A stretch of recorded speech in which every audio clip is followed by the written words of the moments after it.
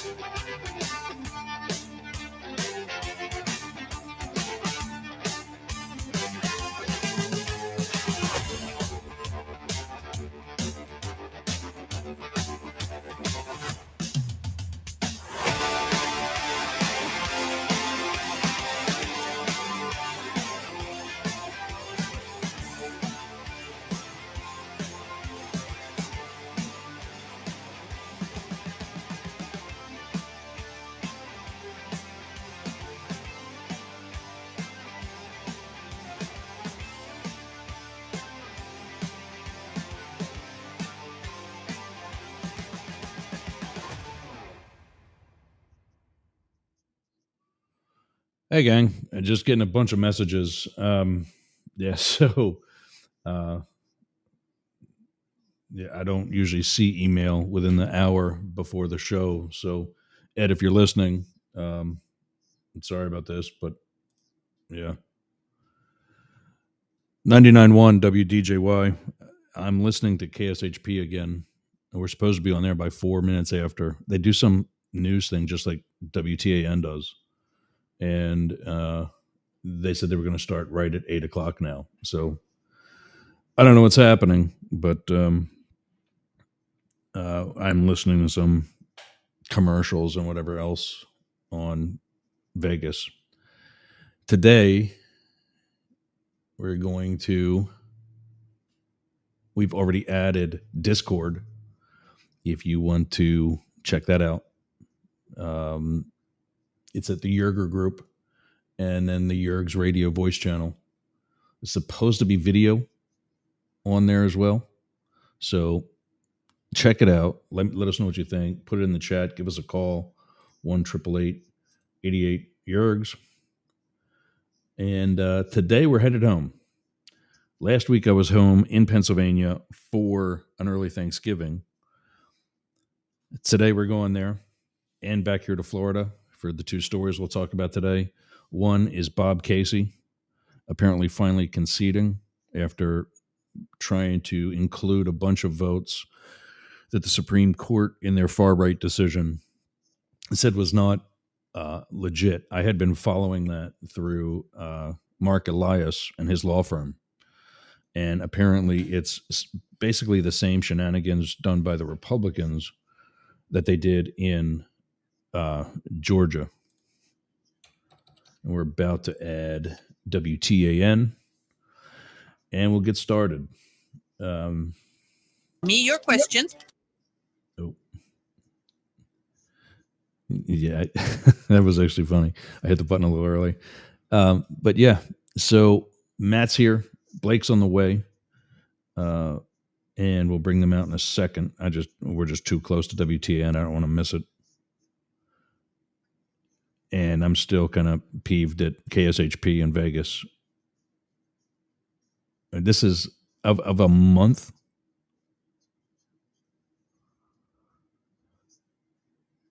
I don't get it.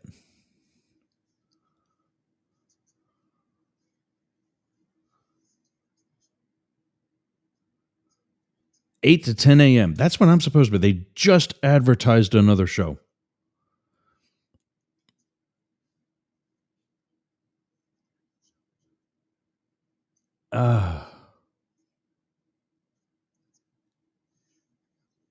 I think we're going to do an on-the-air call today.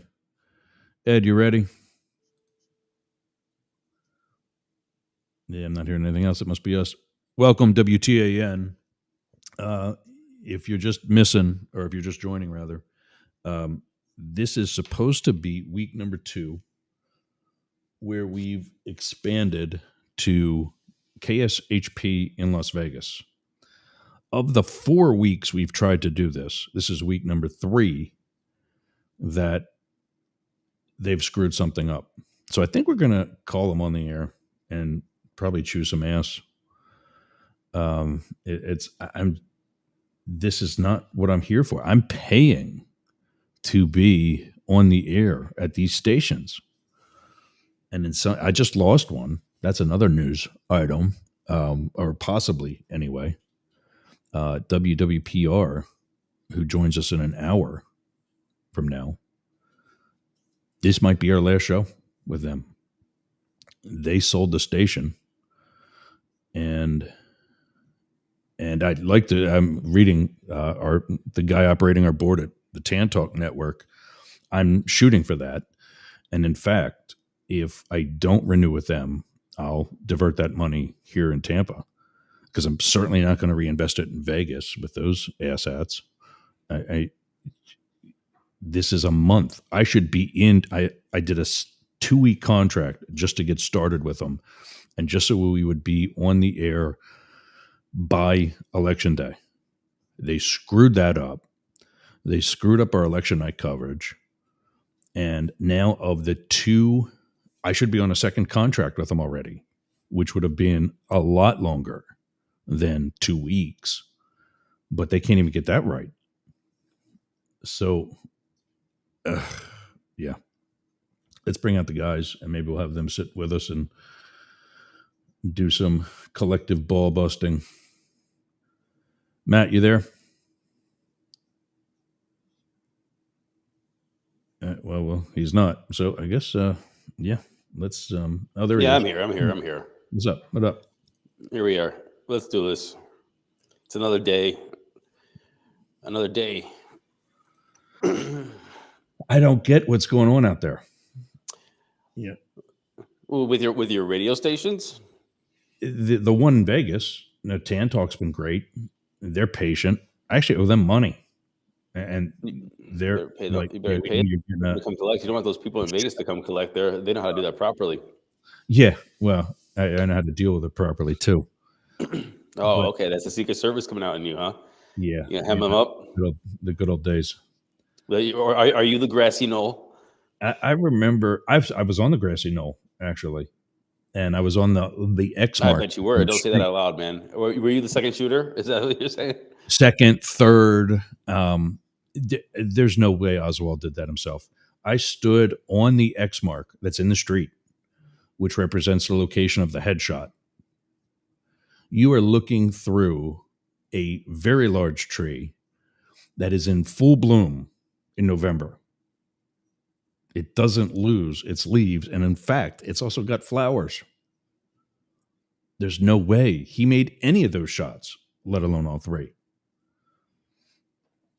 But I mean, that's just the ice cap, or the tip of the ice cap of all the other actual facts that are now available. That basically proves, one, he was, and this is actually known throughout the government, that he was an intelligence officer in the Army. Or excuse me, in the Marines. And that he was probably, and this isn't proven as much as there's a lot of circumstantial evidence that I've sent a lot of people to jail on a lot less.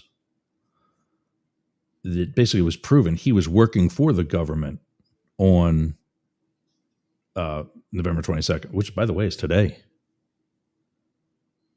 Oh, well, wasn't it today, the 22nd? Well, I know we're coming up on it. Yeah, today's the 22nd, yeah. But wasn't that the date of the actual assassination? Yeah, November 22nd, 1963. Well, that's weird that we're talking about it. Yeah, really. I mean, that definitely wasn't planned because I have no clue that today was the day. Yeah. So, but I stood on during the break. I'll try to get the commercials from my phone, or during the break, I'll try to get the photos from my phone and show you exactly what that looks like. There's no way he did that himself. Well, hopefully with Tulsi in there, DNI, we're gonna get the scoops, the truth of this information. I want that. We all want that. We want aliens, UFOs, UAPs. Let's get to the bottom of all this. And someone with knowledge just puts their hand on the president's shoulder and says, "In due time, Mr. President." And by that time, they get so engulfed in their job, they forget about it. I guess that's how it works. So. All right. So what are we talking about today, sir? So Blake wants to talk about the things going on with Pennsylvania, but it's kind of old news now because apparently Casey conceded. I want to give this radio station a call and find out WTF. On air? Why don't we do that during the break? No, do it on the air. Embarrass these knuckleheads. All right. Let's do it. I'm excited. I'm excited. Give them a call. They're still. They don't even have a phone number available. I mean, this has got to be like the worst. And not the worst. I've seen worse in brokered radio. But we are also we have added another network, and that is my own Discord server. I know you're not a fan, but still, we're branching out, trying new things. No, I am not a fan. Discord is in my opinion, is just a cluster, and I don't know why people like it.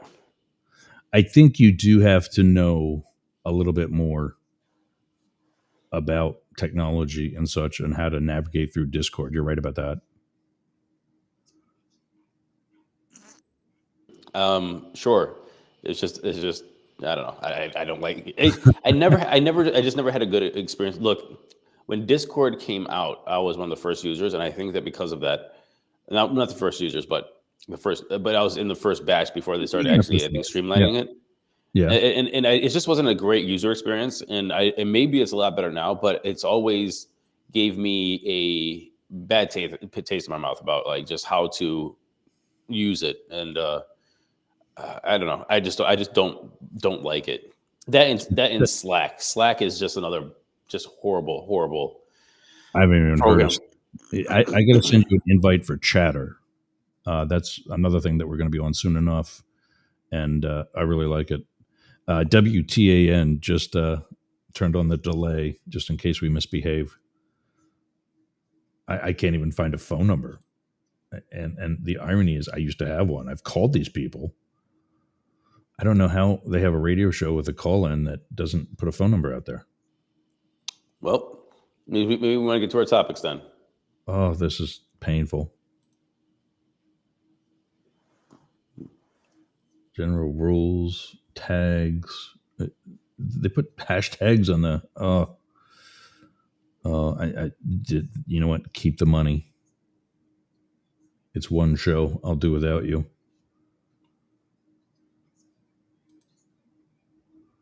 Pickup hours. Apparently, this station is really focusing on how to or something with shopping. Like you shop on the radio. I don't get that. But apparently, in Vegas, where people make a lot of money gambling, they want to spend it right away instead of doing something intelligent. And you can't even. There we go. All right.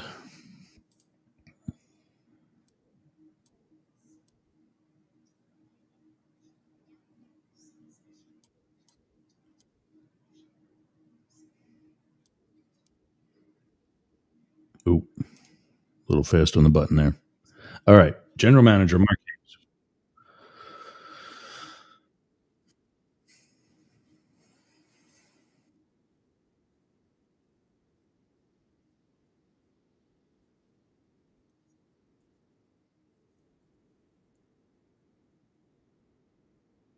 I know.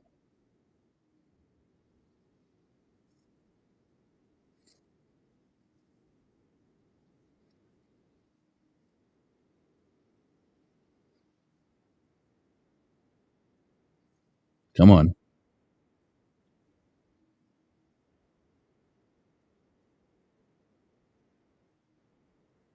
Ah. Jurgs, what are we doing, man? Let's get to our topics.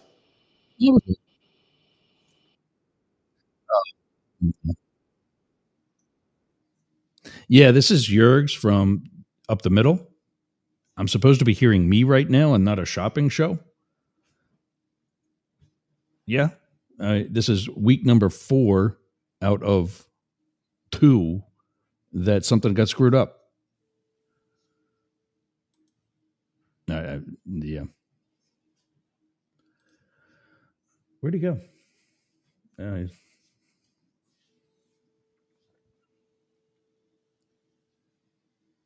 So anyway, this is what's happening, and I see why a lot of people are going to internet radio and social media and social audio and just podcasting.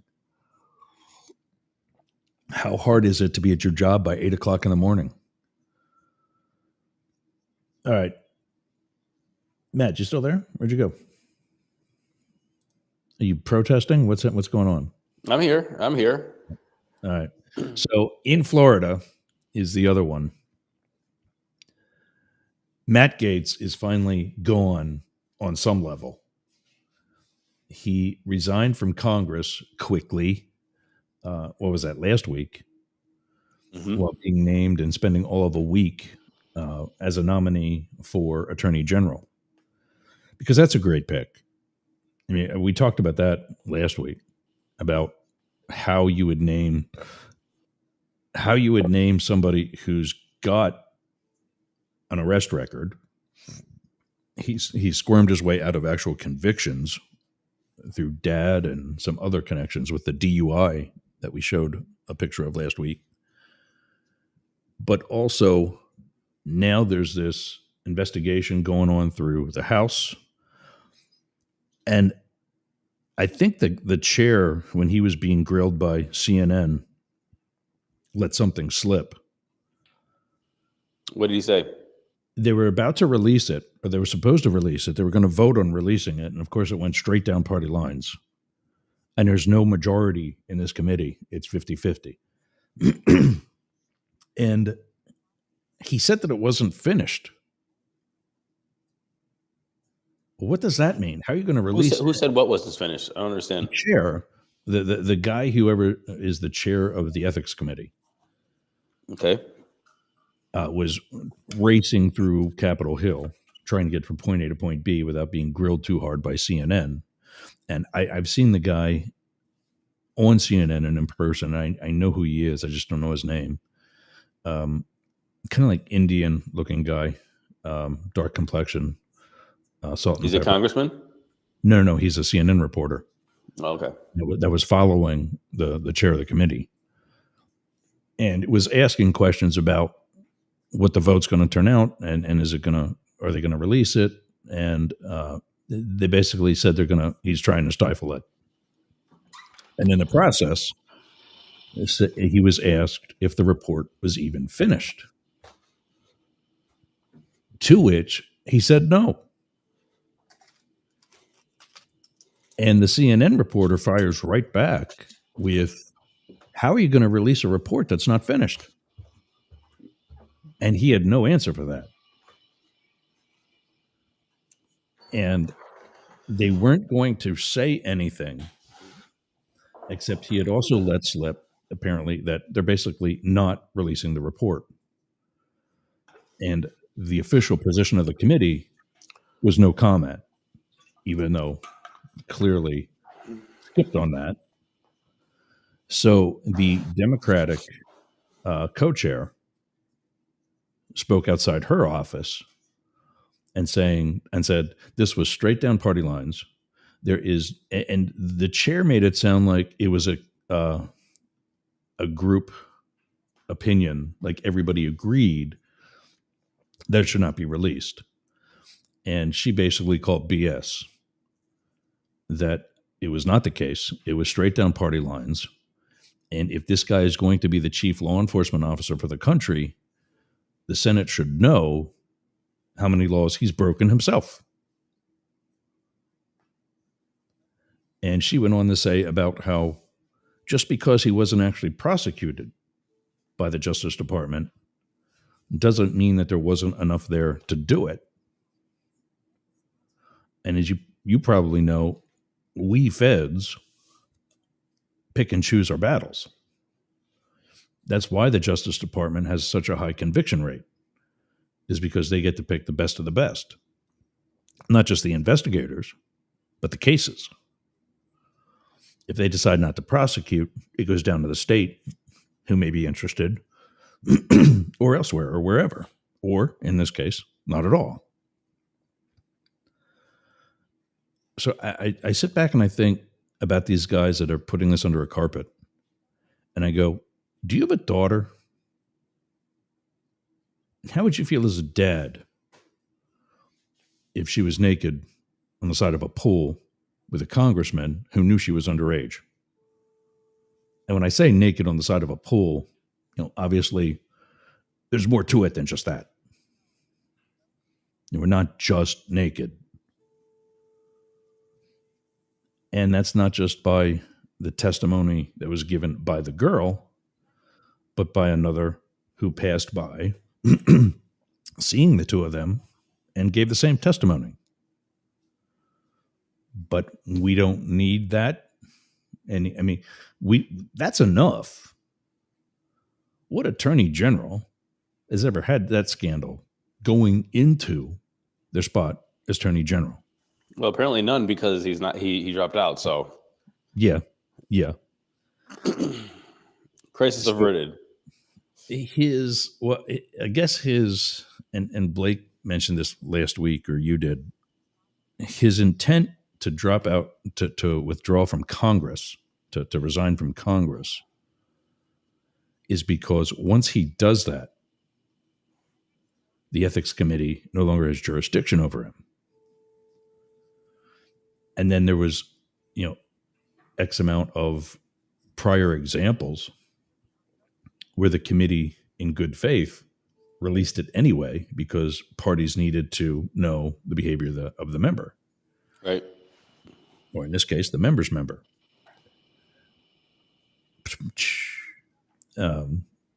But it got squashed. And in all, I got it. The member's member. I got you. Yeah, There you go. I'm sorry. It took me a while.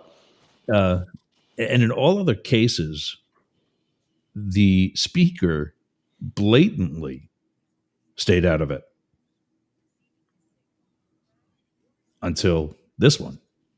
Apparently, Johnson was making multiple phone calls to the chair, who would have deflected in the past any such influence. And this time, took it to heart and did what he did. So Gates drops out. Rubio leaves the Senate for purposes of being the Secretary of State. And so there's a Senate seat open that that Trump wanted Laura Trump to fill, and still does. And apparently Rick Scott is being a good boy and jumping on that bandwagon as well. DeSantis, I don't know if he's being coy. I don't know what he's doing. But he's not just up and saying, yep, she's got it, off you go, pack your bags, you're going to Washington. He's made it known that he's going to wait until January. So now Blake is, when he suggested we talk about this today, Blake is like, well, why? Did you say DeSantis is planning to wait till January to appoint for Senate? Yes. And if we're all behind the whole Trumpmobile and we're all on the Trump train, why are we not putting Laura Trump in now? Well, because DeSantis has never been a part of the Trump train. That's the thing. He's been playing nice. And there's no reason why DeSantis would appoint Laura Trump. There's two things that I think is very weird about this whole thing. The first one is, why would you move Laura Trump from the RNC, where she is the co-chair, and then move her away? That you already see that the RNC is one. If I was Trump, you want one of your people there, right? Number Right. two is they're obviously doing something better than Ronna McDaniel. So therefore, why would you move her away? The second thing is, and you can put anybody there and as a loyalist senator. So why would you move her away? Number two, the problem with this is Ron DeSantis. It doesn't seem like he wants to play fair. Like, well, fine, you give Laura Trump the seat, but why? Why would you give Laura Trump the seat? Why not somebody else? Why not yourself? He is termed out. He isn't the president. He'll be chilling in Florida at his home, like doing something. I don't know what he's gonna be doing. And so why wouldn't you just give yourself the seat? And Yeah, but can't he come back after sitting out a term in Florida? I'm not too sure, but that's still 4 years. Yeah. I mean, that's 28. You're gonna be just chilling, doing nothing for 4 years. I mean, writing a book, doing some tours, maybe making some money. I get it, but I mean, you want to stay in the public eye. So if I was DeSantis, I would appoint myself. Yeah. I'll appoint myself, go into Senate, and then I'll run for senator. Which I think that it's a better shot that he would win a Senate seat than win president in 28. Yeah, because I agree with that, because his reputation in Florida is not that great either. But he's more easily repaired in Florida only than Florida plus 49 other states.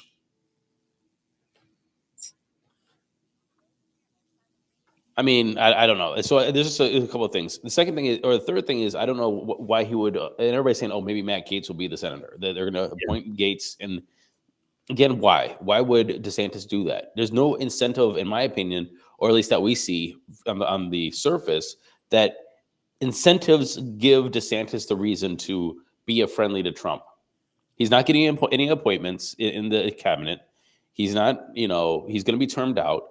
It just seems like this, like if I was DeSantis, I'll be making power plays for myself more than I would be giving a crap about Trump. Yeah. And they're not friends. I think we know that. It's just, and I got obvious personal stories. I mean, that dude stood in my driveway after Helene and told me help was on the way. And that was the last that I've heard from the state of Florida. Was he wearing his little boots? He wasn't in the white ones, no. No, he wasn't wearing his little boots. Was he wearing his little lifts? Was he trying to look 5'10"? He was shorter. He's definitely shorter than me. But yeah. I just don't. This whole thing is I don't really know what's going on. But the Matt Gaetz dropping out was not unobvious. I just think it just puts like so much more on the board of what's going to happen. And then you guys have your AG stepping up, right? Yeah. What's her name? I don't know. I just saw that last night. Florida. Pam Bondi. Yeah. Pam Bondi, 59 years old. Looks like she's going to be the next AG. And yeah.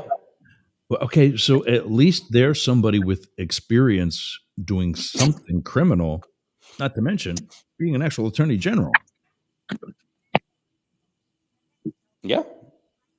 So finally, a qualified candidate, or at least almost.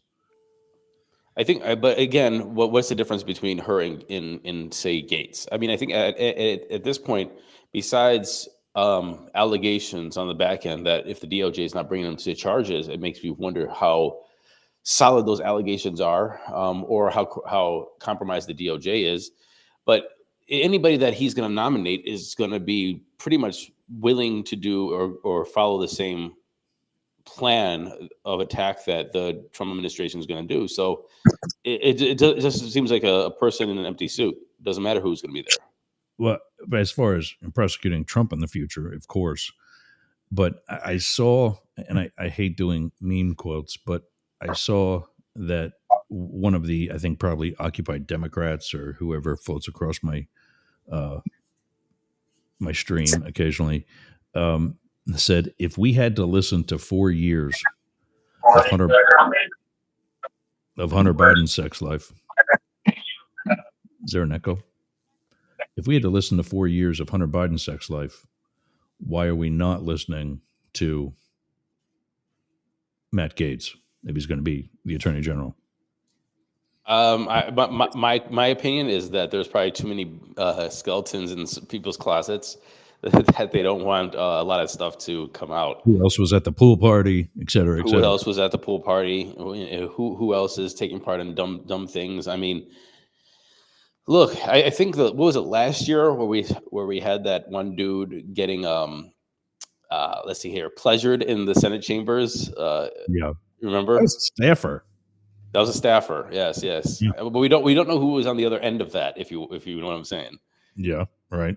So look, things are happening in these offices and in these senates or the Senate and the House chambers with, the staffers and everybody else that isn't being talked about. And look, I don't care if it's consenting adults doing these things. I don't care. It doesn't make anything change of if they're doing their job. It doesn't matter. But the hypocrisy obviously is that everybody plays the game of we are this moral high ground Puritan that is obviously here to judge everybody else. And so I don't know. I bet that a lot of this stuff isn't coming out just because they don't want to incriminate other Republicans and Democrats alike. Yeah, absolutely. I don't doubt that. I'm doing the math here quick, actually. It is 61 years ago that there was the Kennedy assassination. All right. 61 years ago. I'm just getting rid of that tab on my browser right now. Yeah. I DC's, for as much as he's trying to drain the swamp and make things more efficient, I don't see anything much change. And that was actually one of the other. What do we see Doge doing? But hit that probably in the second hour, or at least I don't see that Doge's job is to just drain the swamp of that kind of stuff. It's more to close loopholes of spending that is gone crazy. So I don't think they're going to be coming down on. I mean, Elon has what 11 baby mamas with 25 kids, and they're all living in like a compound now. I mean, he has his own little thing going on. So except the trans one that dissed him. Who's that? I don't know her name. I think a male to female daughter. Oh, right. Sure. That is speaking out against him because of him speaking out against trans and other sort of alternative lifestyles. All right, when we, I got to take a break. When we get back, Blake will be joining us, and we'll talk about Pennsylvania and get his wrap up on Florida and who he thinks the second senator to the U.S. Senate from Florida will be. 99.1 WDJY and WTAN, the Tan Talk Network, WDCF. We'll be back after these words. House smell nasty. Do you want to freshen it up a little bit? Go to aromabypeter.com. Check out all of Peter's candles. It's what we burn here in Studio Yergs. I'm burning right now leather scented candle. That's right, leather scented. So go to aromabypeter.com/Yergs and check out his candles today. I'm Jane Stahl, retired English teacher, and with my BFF, Susan Bebeck, we manage Studio B Fine Art Gallery in Boyertown, Pennsylvania. We showcase the art of hundreds of local artists, publish books of the poetry, prose, and art of local writers, offer classes, art parties, workshops, discussion groups, cater dinners. We've even hosted a wedding. And we're here to be the go-to place for friendship, learning, and fun in our community.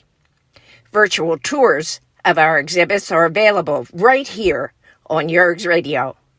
Let us introduce you to some amazing art and artists. Check out Jane Stahl and everyone at Studio B in Boyertown, Pennsylvania. Please visit our YouTube channel, Talk TV 24. How's your website doing? I'll tell you how mine's doing. It's awesome. Yergs.com is got to be the best website for anybody in podcasting or any sort of broadcast solo journalist like me. How did I get that? Limit Break Digital. Limit Break Digital did my website with Yergs.com. They did YergerGroup.com. They take care of my marketing, my branding, and help me get the message out to you. Go to limitbreakdigital.com/Yergs for 10% off your next project. That's a $3,000 site, Yergs.com. And you can get 10% off that by just going to limitbreakdigital.com/Yergs today. Talk to Jay. That's my guy. We all got a guy, and Jay's mine. limitbreakdigital.com. All right. You want some merch? Oh, this is his book stuff. Let me put the other one up there too. If you're looking at the screen right now, you should be seeing two QR codes. One is they're both actually from my Wednesday co-host, Philip Blackett. He's written a bunch of books on how to get along, and that's why I'm excited to introduce him to David Beckmeyer. Get some background music here. That's why I'm excited to get him introduced to David Beckmeyer. Damn it. Oh, these slides. I need someone working the board here. Shout out to Ed at WTAN. Philip is a Trump supporter. Harvard-educated young man. Actually, getting kind of senior now. Bunch of kids. Published author numerous times. Not just one of those guys that oh, I wrote a book, blah, blah, blah, and that's it. They think they're famous. Then they're the next Stephen King. No, this guy actually is an expert on this stuff, writes it, passes it off very well. Very articulate person.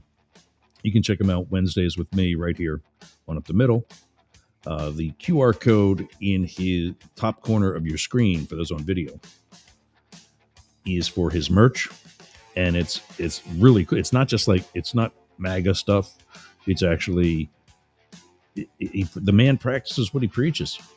It fits for both sides of the political spectrum. If you're listening to this, you can go to Buy Blackett, BLACKETT, buyblackett.com/Yergs, and get all kinds of mugs, shirts, coasters, whatever. I don't know what the what it is for the oh yeah, it's a real long one. I'm not going to try to I'll put the link to it in the show notes, and it's a long ass link. So if you want to check out any of his books, go to yergs.com, get today's show notes, and yeah, we'll you can check them out from there. All right, let's bring the guys back out. I saw something else in our notes for today. Kind of regards with Pennsylvania, and also with Pennsylvania, and also JD Vance has made some stupid statements, and that is just blatantly ignoring Supreme Court or any other court rulings. With us again, as always, on the left, Matt Deemer, host of Daily Crypto News, and on the right, Blake Fisher, getting back from the doctor's office. You looks like you got a little bedhead too. You just waking up? What's happening? No, I still have the top off the Jeep, so. Oh, there we go. So it's wow. Despite it being like 45 degrees outside, it's nice. I like it. I was going to say that had to be cold. It's not so bad. You just crank the heater up. It's not too bad. Is it a hard top?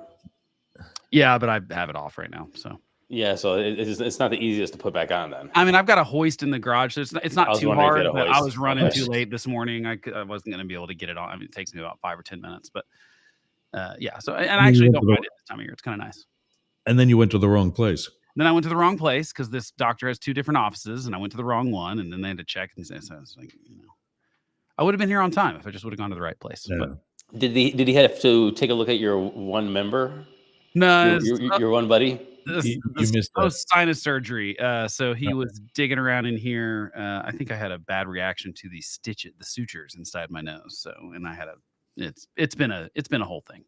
Well, leave your fingers out of it, and you won't have the bad reaction. Right.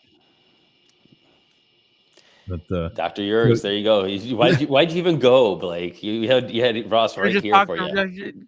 Talk to Yergs. I could have just done that. I know. So you actually, I wanted to school you guys on why I think Trump is the next Hitler. Oh, we're gonna get schooled. Is that where we're going? We're going straight to Hitler. Okay. All right.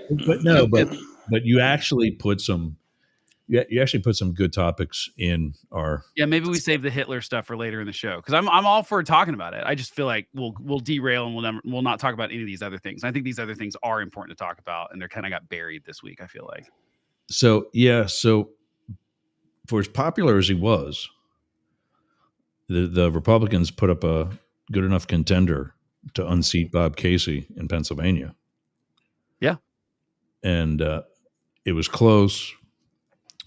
I think I know what you're talking about as far as them ignoring the Pennsylvania Supreme Court. Yeah.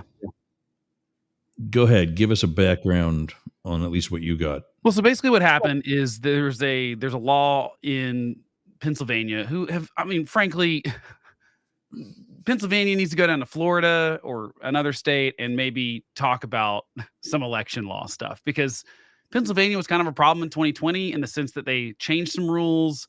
They had some problems with it. Honestly, Trump's team would have been better off fighting some of the rule changes that people were doing pre the election when they had the opportunity to do so. Then they tried to fight those changes after the election. They missed their opportunity in 2020. A lot of the complaints on the right of rigged elections are now coming from, well, counties were changing rules without the state legislator getting involved. And like, okay, that's all fine. But those are all things you have to sue for before an election. And sometimes specifically with certain dates before the election. I before was you going get to say, didn't we solve this problem? No, we really didn't. This is something, and by the way, this happens in Yeah, every election. Exactly. Us on this show, didn't Oh. we say federal elections need to be federal elections? No, And no, that's no, it? no, And they no, need to no, be no, no. uniform That's a across- terrible, terrible plan. That makes it hackable. That makes it. There's all sorts of reasons. I we didn't should say use that. put it online. It doesn't By matter. the way, It doesn't matter if by it's the uniform.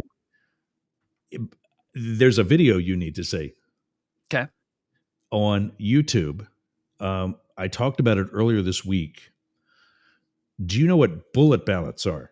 No. A bullet ballot, it can be a legitimate ballot. It's just a political science descriptive term for Blake Fisher when he walks into a voting booth or up to the partitions at a table, however it's done, and you wrote for Donald Trump. That's it. Boom. And it goes. Just one, and don't vote That's for anything else. That's all you're there for. You don't care about the state. You don't care about the local. You don't care about anything else. You're there for MAGA. Was there like a higher percentage of those this time or something? Or Huge. okay, And guess where they were? probably in the All swing the states. swing states. All swing states. Well, yeah, we should talk some about that too, because there is some post-mortem election stuff that I think is really wrong about what campaigns did well or what they didn't do well and stuff. And I think it's pretty obvious that both campaigns did kind of what they could in those swing states. If you just look at like that's where we had higher voter turnout, as opposed to the Yeah. non-swing states had lower voter turnout than 2020. That's why you have a lower number overall, but it was a higher number in the swing states. So there's some interesting stuff there. But yeah, I would imagine it did go up because I think there were a lot of people, Trump was counting on people that didn't vote in 2020 or 2022. And I'm sure he got a lot of those people. And obviously, if you're that low informed a voter, which is what I said was going to swing this election, was very, very low information voters, they don't know what any of these other things are. They don't know who these people are. They honestly probably don't even know who their state senator is. I mean, like their senator in the federal government from their state. So I'd have to go back and watch the whole video again. yeah, send it to me. I definitely would be. It's an interview on, and I guess the guy whose show it is kind of leftist, which is, of course, Benny Johnson ain't putting this video out. Yeah, I mean, But the guy and I think the guy's got to be from Penn State, because he talks about how you do something like this. And of course, he's saying that these bullet ballots are fraudulent. And he's claiming they're fraudulent. yeah, that's what his Yeah, that's the whole claim that's the is. whole point. The Starlink is going over there and manipulating ballots. I don't know if I buy that. I think it's more likely that there's just a bunch of low information voters. Apparently, he's studied 2016 and said, forget about what Russia did or didn't do. Hillary lost. Period. Right, because that's He's what done the same happened. in 2020. He's in the same in 2020. Yeah. And forget about stopping the steal. Biden won. Yeah. In 2020. Yep. And it was because of the numbers of known legitimate ballots. And what he's saying is, and this is a guy who's basically, he's from Center County, Pennsylvania, and he's some statistic scientist is what they call it, or number scientist or something like that is what the title on the thing gave him. And I'm thinking, okay, he's in Center County. This guy teaches at Penn State. Or why would he be some sort of numbers scientist? Where would he be doing in Center Yeah, I County? mean, I'd like to see his credentials, because I've seen a lot of scientists and experts over the last That 8 was- years tell me that elections were stolen with zero That evidence. was my concern too. Yeah. And so it was a really busy week with recovering from Helene here, so I didn't get a chance to look into it further. No, I would But- definitely check it out. But I mean, it sounds to see the- like more likely people just voted for the top of the ticket because that's what they wanted. That's where they think the change is going to come from, and left the other stuff blank, which happens sometimes. We had the opposite of that sometimes in 2020, because some senators were getting down ballot races were getting more votes than the president was. And Yeah. so it's pretty obvious when you see something like that happen that there are people leaving that part blank and voting down ballot. But I'm sure the opposite happens too, where you vote at the top and don't care about anything else. That's one of the biggest. I mean, look, if you look at like the undervotes, even in places like Ohio, you could just go on to any of the Secretary of State websites and take a look at this. This is pretty public information. That's where he's getting it from. I mean, so there is even in places like my town over here, Bay Village, Ohio, has like a 85% turnout. We're like we go vote over here, and there was like only something like a couple dozen people who did not or undervoted it for the presidential, but hundreds of people who undervoted for even the Senate and the Congress. It's so common just to go in there and vote for the president. And by the way, it is not possible for them to know that someone actually only voted for the president and nothing else. All they can do is look at the total numbers and guess that happened. But I promise you, there's people like me in that crowd that didn't vote for the president and voted for everything else down ballot. And you actually have no way to differentiate between if someone, like, for example, if me and Matt live in the same state and he just votes for the president and no one else, and I vote for everyone else other than the president, you're not going to be able to tell that either one of us did that, because if you just aggregated our votes together, you'd go, well, there's someone right. They're looking at total votes and then how many people registered to vote, how many people actually went in there to vote, how many people pulled the ballots, how many people put them in there, and then the total votes, and they go, oh, this many people, 100 people went in there. There was 97 votes for president. But 80 votes for Congress. Yeah. And then they're like, oh, there's 300 votes for president. You don't actually know how many people left president blank versus left the other stuff blank. So there's some theorizing there that happens. And I'm sure they're doing some stuff based on. And that's not even a grain of salt. I wouldn't even take that as into consideration that people go in there and vote for president, because that's exactly what get people out to vote. I'm going to vote for Harris, or I'm going to go vote for Trump. Yeah. That's what people go out there. Some people don't even know who their congressperson is. Most people don't even know what congressional district they live in. Yeah. And like I said, I thought this election would be swung by people that were low information voters. And I think that's absolutely what happened in those swing states. So speaking of swing states, in Pennsylvania, what happens is that because they still don't totally have their act together, I don't really totally understand the purpose behind this law, but there is a law that basically says there has to be a handwritten date, and the date has to be accurate on the outside envelope of these mail-in ballots. State Supreme Court holds that up and says, it's the law. It's clearly written in the law. Those ballots cannot be counted if they don't have dates or the dates are incorrect on the outside of the ballots, because that's the law. Well, 4 counties in Pennsylvania, these are elected county election boards, just decide we're ignoring that law. We are going to count those ballots anyway because we don't think that should be a law. That's not how this works, though. You can campaign the legislation to change the law. That's fine. You can do that. Obviously, you can't do that after an election, though. Again, this is something that if you wanted to change, you needed to change before the election. So they just decide we're going to count these votes. Bob Casey does not concede the race, even though he does not have a path to victory. His only path to victory is in hopes that it's like 80,000 ballots that they're saying are in those 4 counties. It might have been a little more than that. Don't quote me on the number, but I think it was 80,000 at least one of the counties. That were not countable because the Supreme Court said, no, you cannot count those ballots. And one of the quote, I've got to pull up the quote because it is kind of shocking. One of the county election boards, I think this is in Bucks County, says, where's that quote? I'm trying to find it now. Okay, here we go. She says, Bucks County Commissioner Diane Ellis Marsagelia, I don't know, I'm butchering that, but I think we all know that precedent by a court doesn't matter anymore in this country, and people violate laws anytime they want. And she has since tried to clean that up and say, oh, it's a misunderstanding. No, it's not. You defied the state Supreme Court, said we're going to keep counting these ballots because court precedent doesn't matter. Try to stop us. State Supreme Court comes in again earlier this week and says, no, we really meant it. You cannot count those ballots. And it doesn't even matter in the end, because even when the counties were trying to count the ballots, Casey still. So wait, let's go back to the operations one more time, because I understand. I want to understand how this happens. So you have the ballots. Yeah. Then the dates on the ballots have to be matched with the signature on the outside of the shipping of the ballots. And if there isn't a signature on the shipping of the ballots and with the dates, then you can't count those ballots, because obviously it's not verified that these dates and these ballots match up. Correct. I assume that's the goal of the whole thing. But either way, it all comes down to these dates being written on the outside of the ballot, handwritten, I guess, and also being correct. And so the Democrats wanted to make sure that those ballots were being counted. Right. Who writes the date in the signature on the outside of these ballots? The voters. Yeah, and Well, see, really, that's what this guy. I'm trying to find the video, and I can't find it. so wait. Let But me that's what this clarify guy this. that was interviewed in Pennsylvania from Penn State, again from presumably from Penn State, is saying needs to happen. That there needs to be a manual recount, and that Which it needs. there's already a recount because the Senate race was within the 0.5% margin of doing an automatic recount. So they are in the process of doing an automatic recount, but so far it's not going to change and that's why Casey is finally conceded. So wait, I don't really understand still. So inside the ballot, when this is for mail-in ballots, correct? No, this is for mail-in ballots. No, But this is mail-in ballots.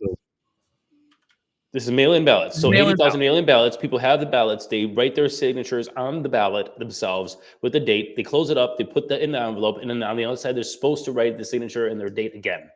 I don't know all the details. I'm going to look them up right now, but I know Because the reason why I'm saying this is because the order of operations is very important. So if it's the voter that is missing this problem because of the design of the ballot, then that is an issue with the design of these ballots to basically negate these votes, it seems like, because I would never look for a date and a signature that I have to do or my ballot won't be counted on the outside of an envelope. Yeah. So yeah, if it isn't the voter itself, so that's a mass problem that they have. If 80,000 people can do this, that's a mass problem. Yeah, it requires the voter to sign and date their ballot's outer return envelope. And so if the date on the outside of the envelope doesn't match the inside, can't count the ballot. Or if it doesn't have a date on the outside, that is a massive design problem, and shame on the state for doing that and not acknowledging that. And okay, and while it's a law, I understand that, and I understand why they want to match both of those. It seems as though there is a huge structural and design challenge that they have that is now disenfranchising 80,000 votes because of an obvious, stupid design. Yeah, so this is clearly what I mean, to me, what obviously happened is we rushed to try to fix things in 2020. They did some things that were probably not advisable.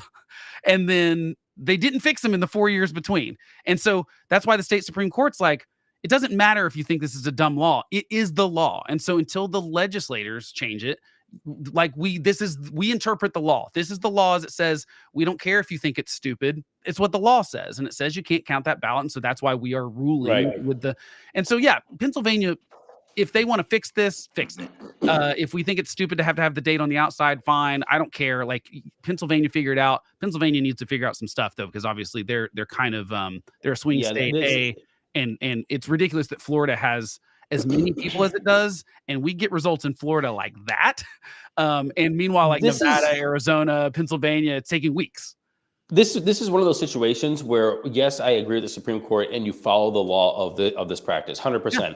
At the same time, I would hope there is a class action lawsuit, and there is actual responsibility for a horrible design practice that is obviously disenfranchising 80,000 voters, probably most of them Democrats, because Democrats in majority vote early. This was on purpose.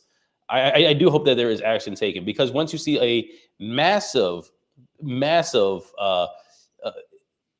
you ever hear there's a theory in design about like, oh, what is it called? I'll look it up before the next show. I'm confident the government is not designing things in a way that it makes it easy for people. Because there's actually something that it's called in design that if you don't know how to use it, it means it's a mess up. Kind of like if you do push or pull a door. Yeah, you're right. Yeah. Anyway, we gotta go. Yeah, we're about to lose the Tantalk network, and thanks as always for them for joining us in the first hour. You can pick us up by going to WWPR. For at least what could be our last show there. Go to 1490wwpr.com, or just join us at yergsradio.com, or find Up the Middle on YouTube and watch the video. Among other places, you can also go to mastiff.media. And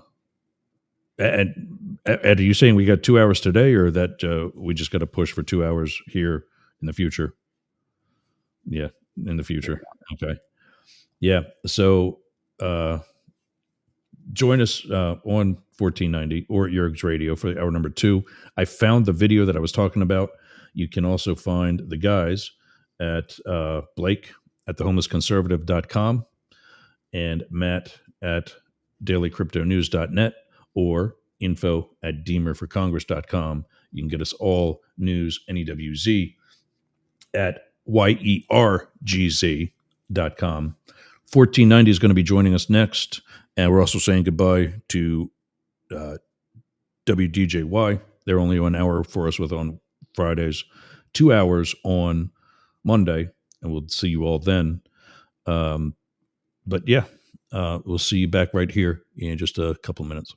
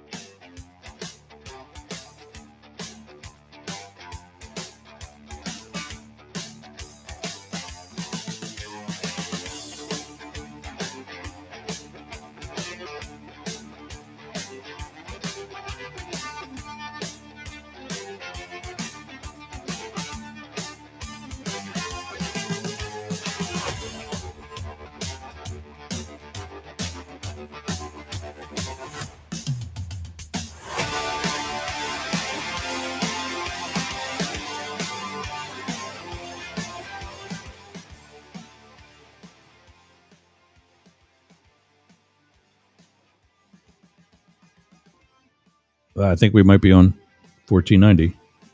There it is. Nice smooth transition today. 1490 WWPR. Some big news. And I don't know that I'm not allowed to talk about it, so I will.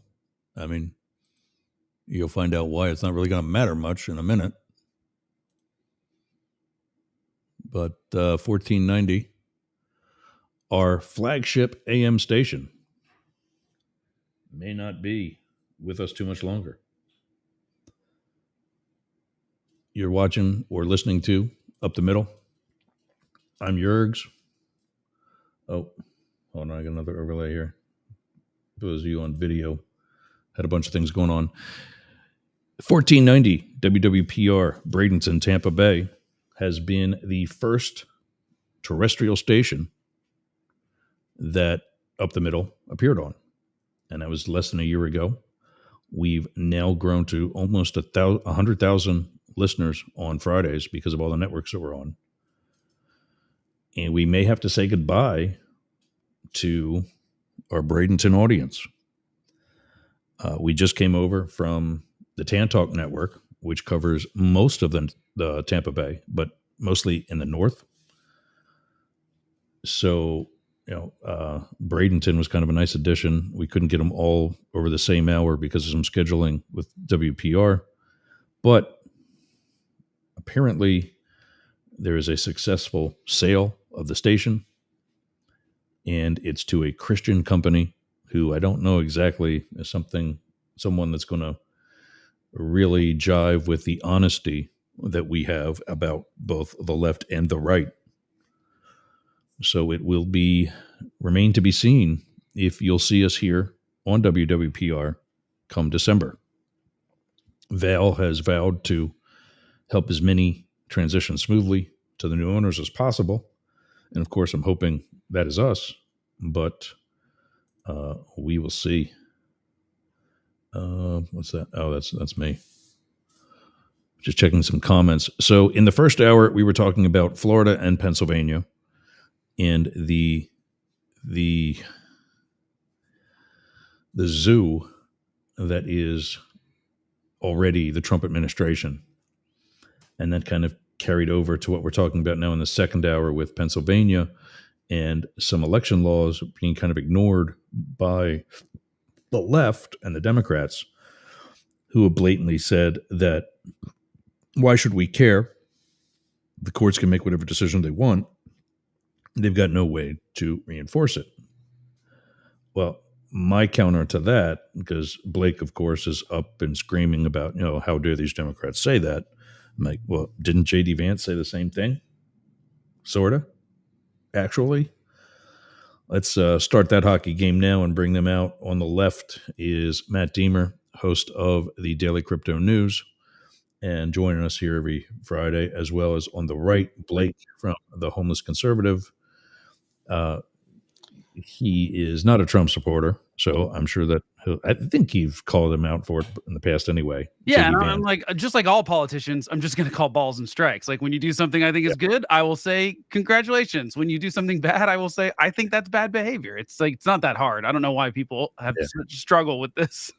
And this is yours, who says he's in the middle, but I think he's actually left of all of us right now. No, because TDS. But when I got your text on Facebook, for everybody that's trying to figure that out, we talk during the course of the week, and it's usually Wednesday or Thursday, really, because things that we see on Monday and Tuesday are old news come Friday. A lot of times, yeah. But you used the words, what was it? It's right here. Yeah, now I'm going to get quoted. This quote is dangerous and unlawful as anything Trump said in 2020 or since. Yeah. I think it's the same. I mean, look, here's the thing. Here's my point on that. I've called out Trump. Like, to me, the single disqualifying thing for Trump is his actions post election in 2020, leading up to January 6th and January 6th. To me, and then to continue to say that the election was stolen. To me, you could strip everything else away, and that would be disqualifying. J.D. Vance has said the same thing. He tweeted earlier or said out. I can't remember if it was a tweet or if it was in an interview, but basically said, if the Supreme Court gives us a ruling we don't like, we're going to say, well, enforce it, and I've called that out. That's fine. That's good, because that was my only concern was that you were saying, and I just think Democrats attempting to steal elections should also be talked about. Because here's the difference. Trump also meaning that in addition to, of course, because here's the difference. Donald Trump tried to steal an election in 2020. He couldn't get any county election boards to go along with it. That's why he was so pissed at Brad Raffensperger. That's why he was pissed at the people in Arizona. That's why these people were getting death threats from MAGA people. Okay, because he couldn't get anyone elected to go along with it. And the lead up to this election was the media. And I know I'm saying the media, but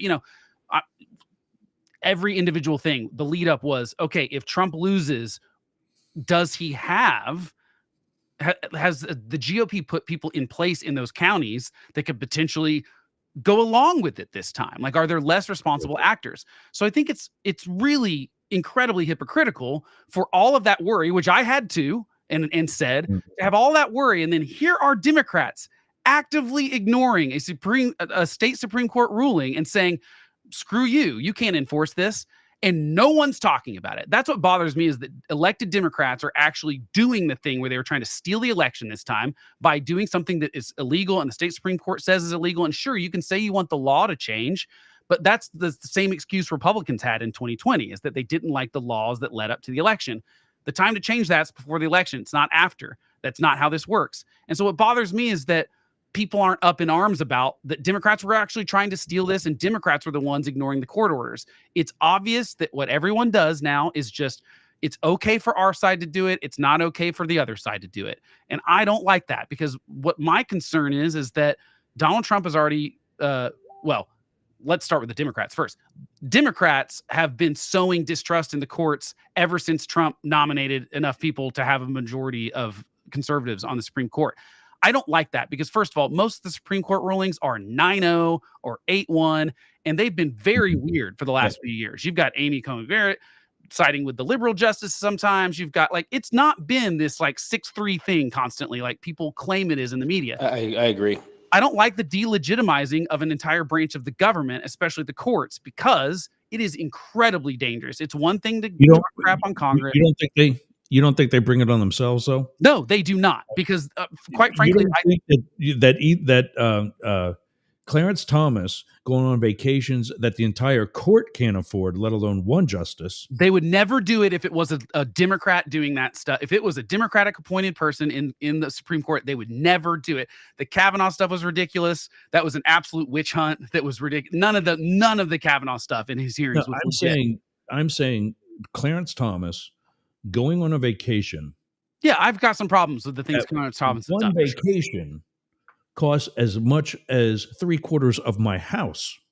Yeah, I mean, look, there's no way I have some problems. I have some things that I would not do. Same thing we talked about Alito. If I was Alito and she was my wife, I would have some rules that say, look, this is unfair.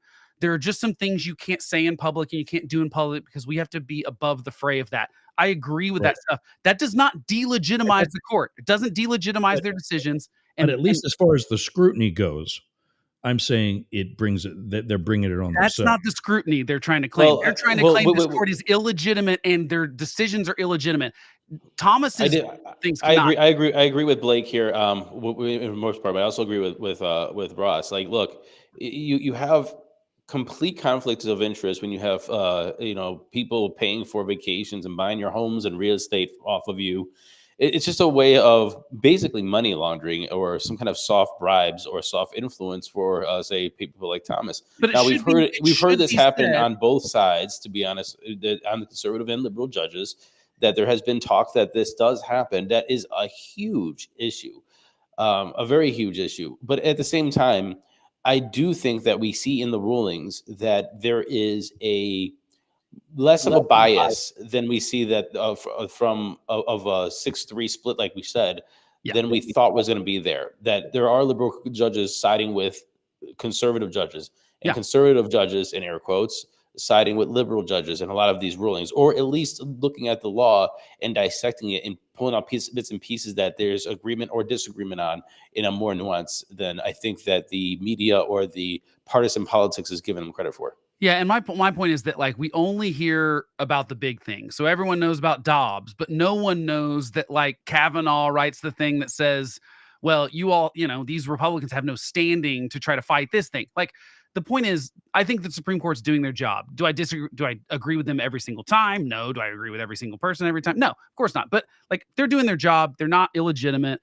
I think that is an attack on one of, like, a third of the government that is the only third of the government that's actually, I think, doing their job pretty well, especially when you go all the way down from not just the Supreme Court, but all the circuit courts and all the, like, when we start attacking the courts and judges, my concern is that now it allows anyone to say anything's illegitimate. And I think you will see Donald Trump and JD Vance at some point. They're like, Donald Trump is pissed that he thought that he was going to get loyalists when he put these people on the court, and he hasn't, and it pissed him off because that's what he wants is loyalists. They're going to continue to not be. I promise you, he will run into a problem with the Supreme Court during this term. And I think they will go, okay, well, show us, enforce it. And I think that's going to cause a real problem. I think a good example, and one of the rulings that I know the Democrats really harped on, but I actually agree with, was the three standards of the executive branch job description. If you remember that one, I can't remember exactly what it was called. You're talking about like for immunity, that ruling? Exactly, that one. And I think we talked about it here, and I agree how they looked at it. There was three standards. Number one, it was his job. Number two, it's not his job. Number three, he had to make a choice, and we don't know if it's his job or not, but he has to make the choice as the executive, and we'll figure it out in court. Yeah, and everybody said that was giving him the power of being a king. It was ridiculous. Like, that's exactly how you're supposed to do it. If you're the executive, you need to make a decision.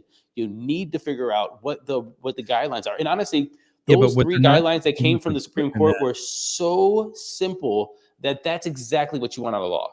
I agree.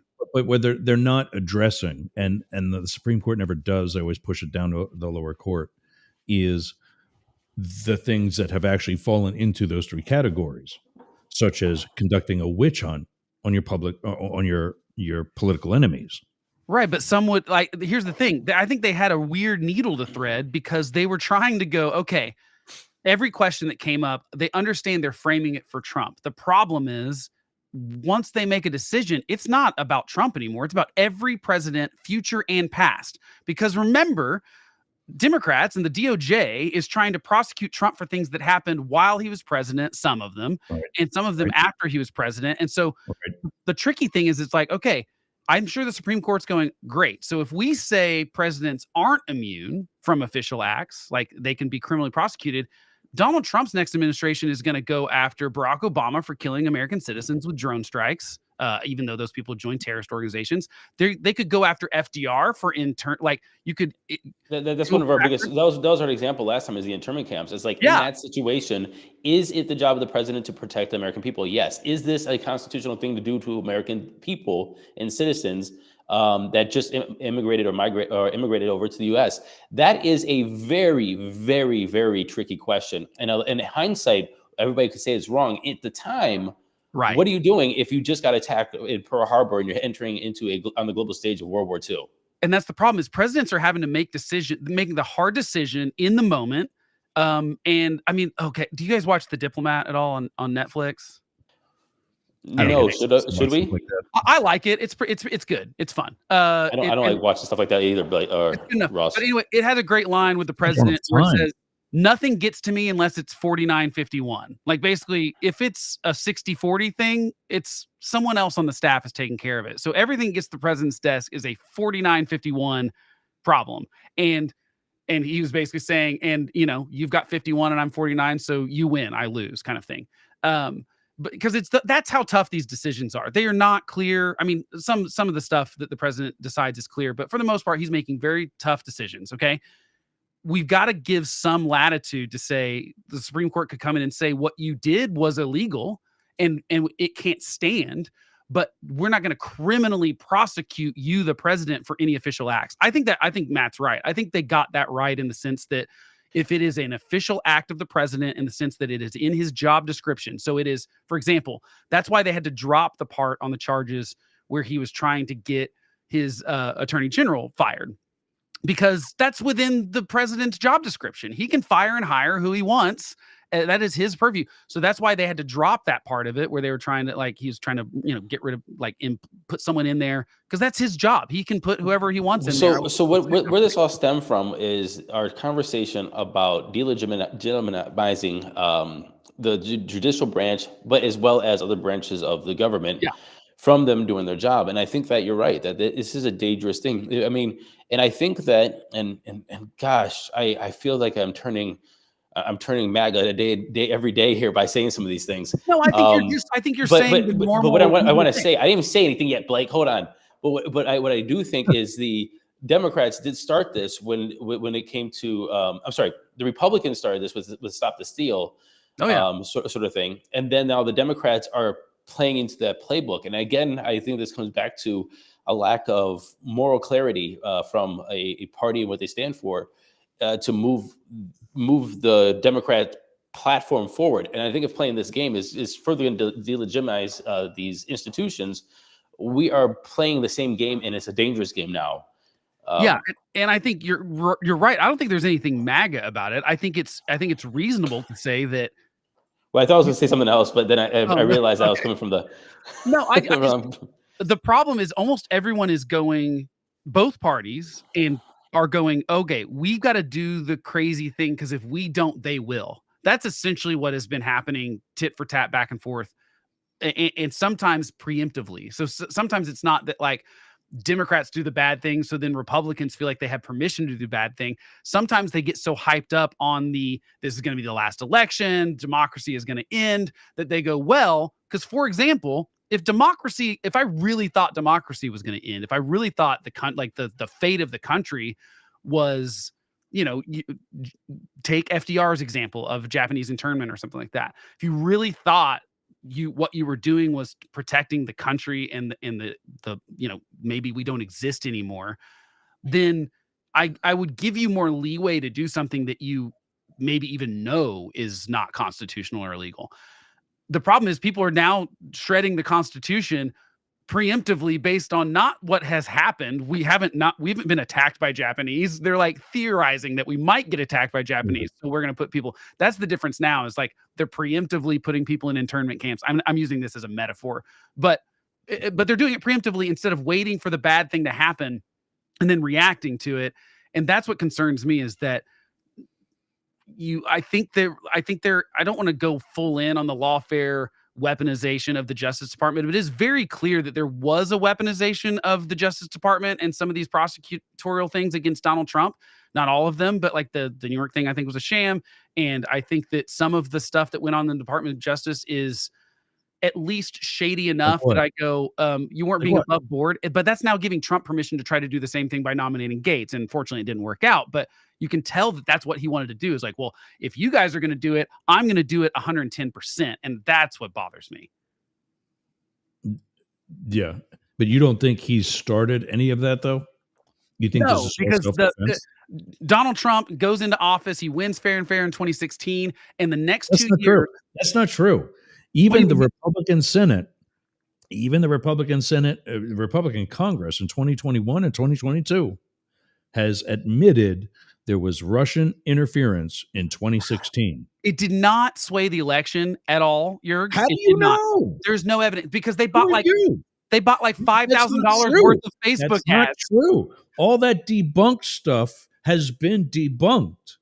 There actually was Russian interference. No, in no voting stuff was there interference. Where was the interference? Stuff that's out now? What interference? That you have clearly not seen. Tell me the interference, Jurgs. How did they change votes? Did they change votes? Well, let's find out. They did not change votes. They tried to get into voting systems. They did get into a couple of roles. They did not get into any voting machines. They never changed anything. All of this has been cleared up. My point is, the first 2 years. No, it hasn't. That's what you keep jumping on. And you're going by like the FBI guy and all that stuff.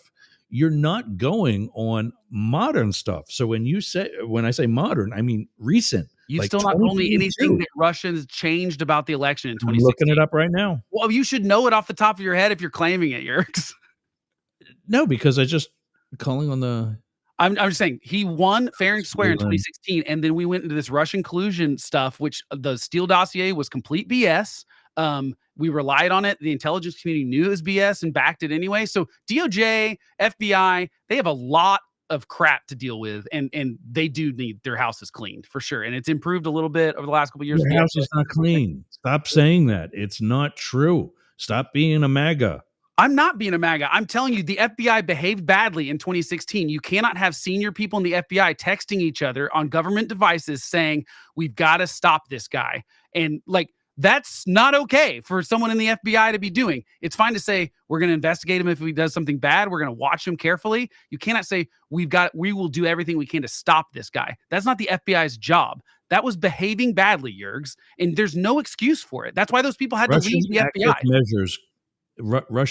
Russian active measures, campaigns, and interference in the 2016 U.S. election. Report items 1 through 5, together with additional views.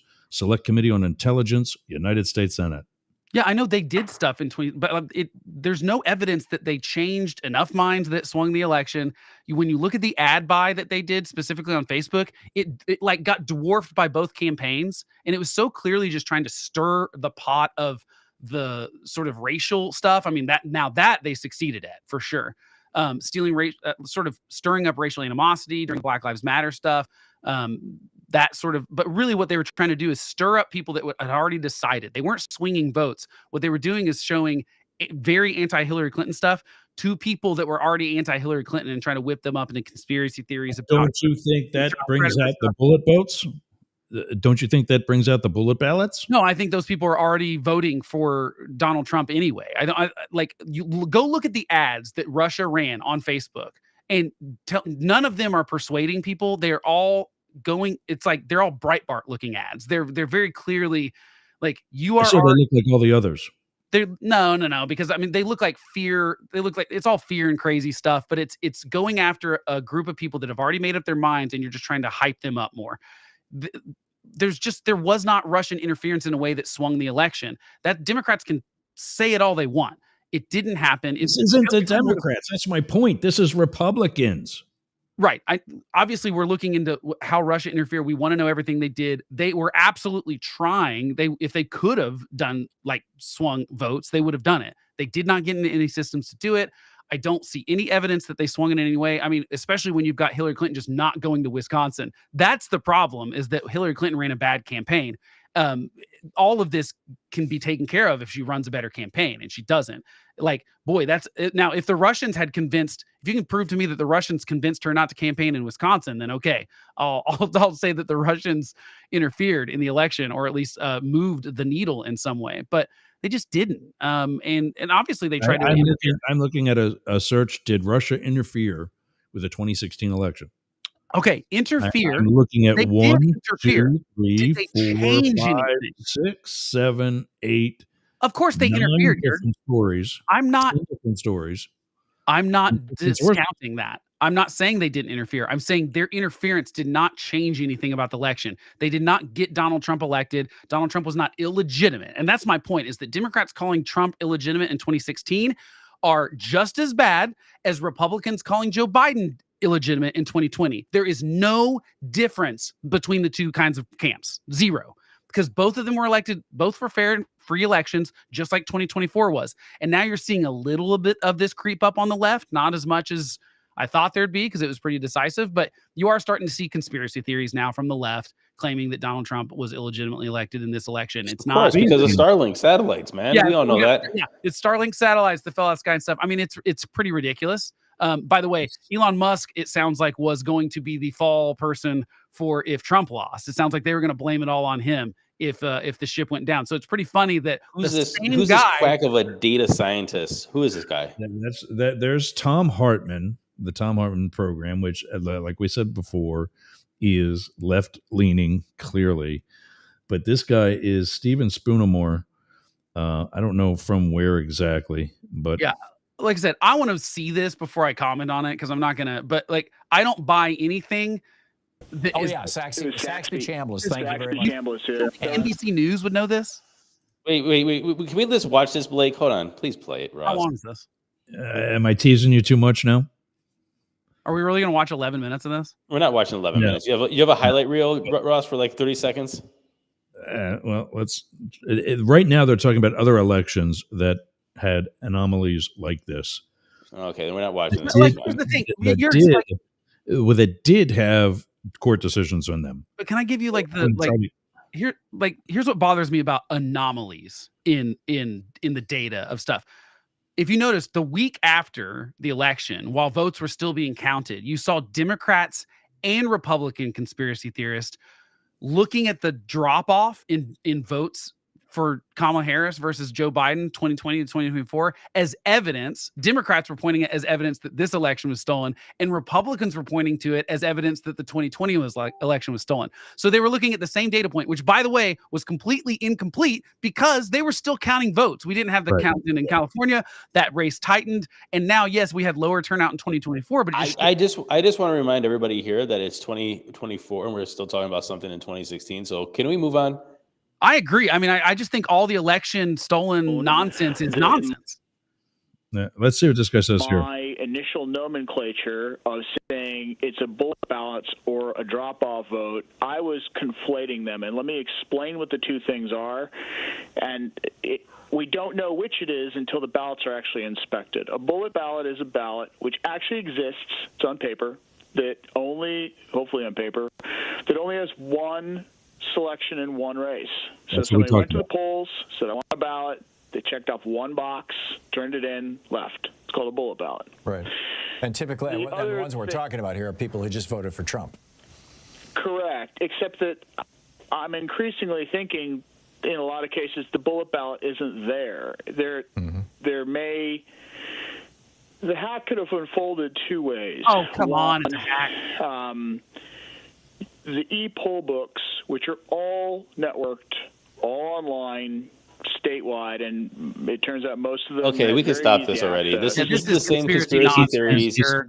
that the Republicans are talking said about too. Pennsylvania. He's Yeah, I know, only but talking about he Pennsylvania. said right now. hack. The second he said hack, I don't. Yeah, and he said everything's networked together. Like, come on, we already went through this in 2016, 2020, and now we're doing it again in 2024. And there has been no proof that nothing's networked together. That there has been hacks. And again, sorry, Dems, you got your butt kicked. We just go on and win next time. And it's not even by. It wasn't by 80,000 votes.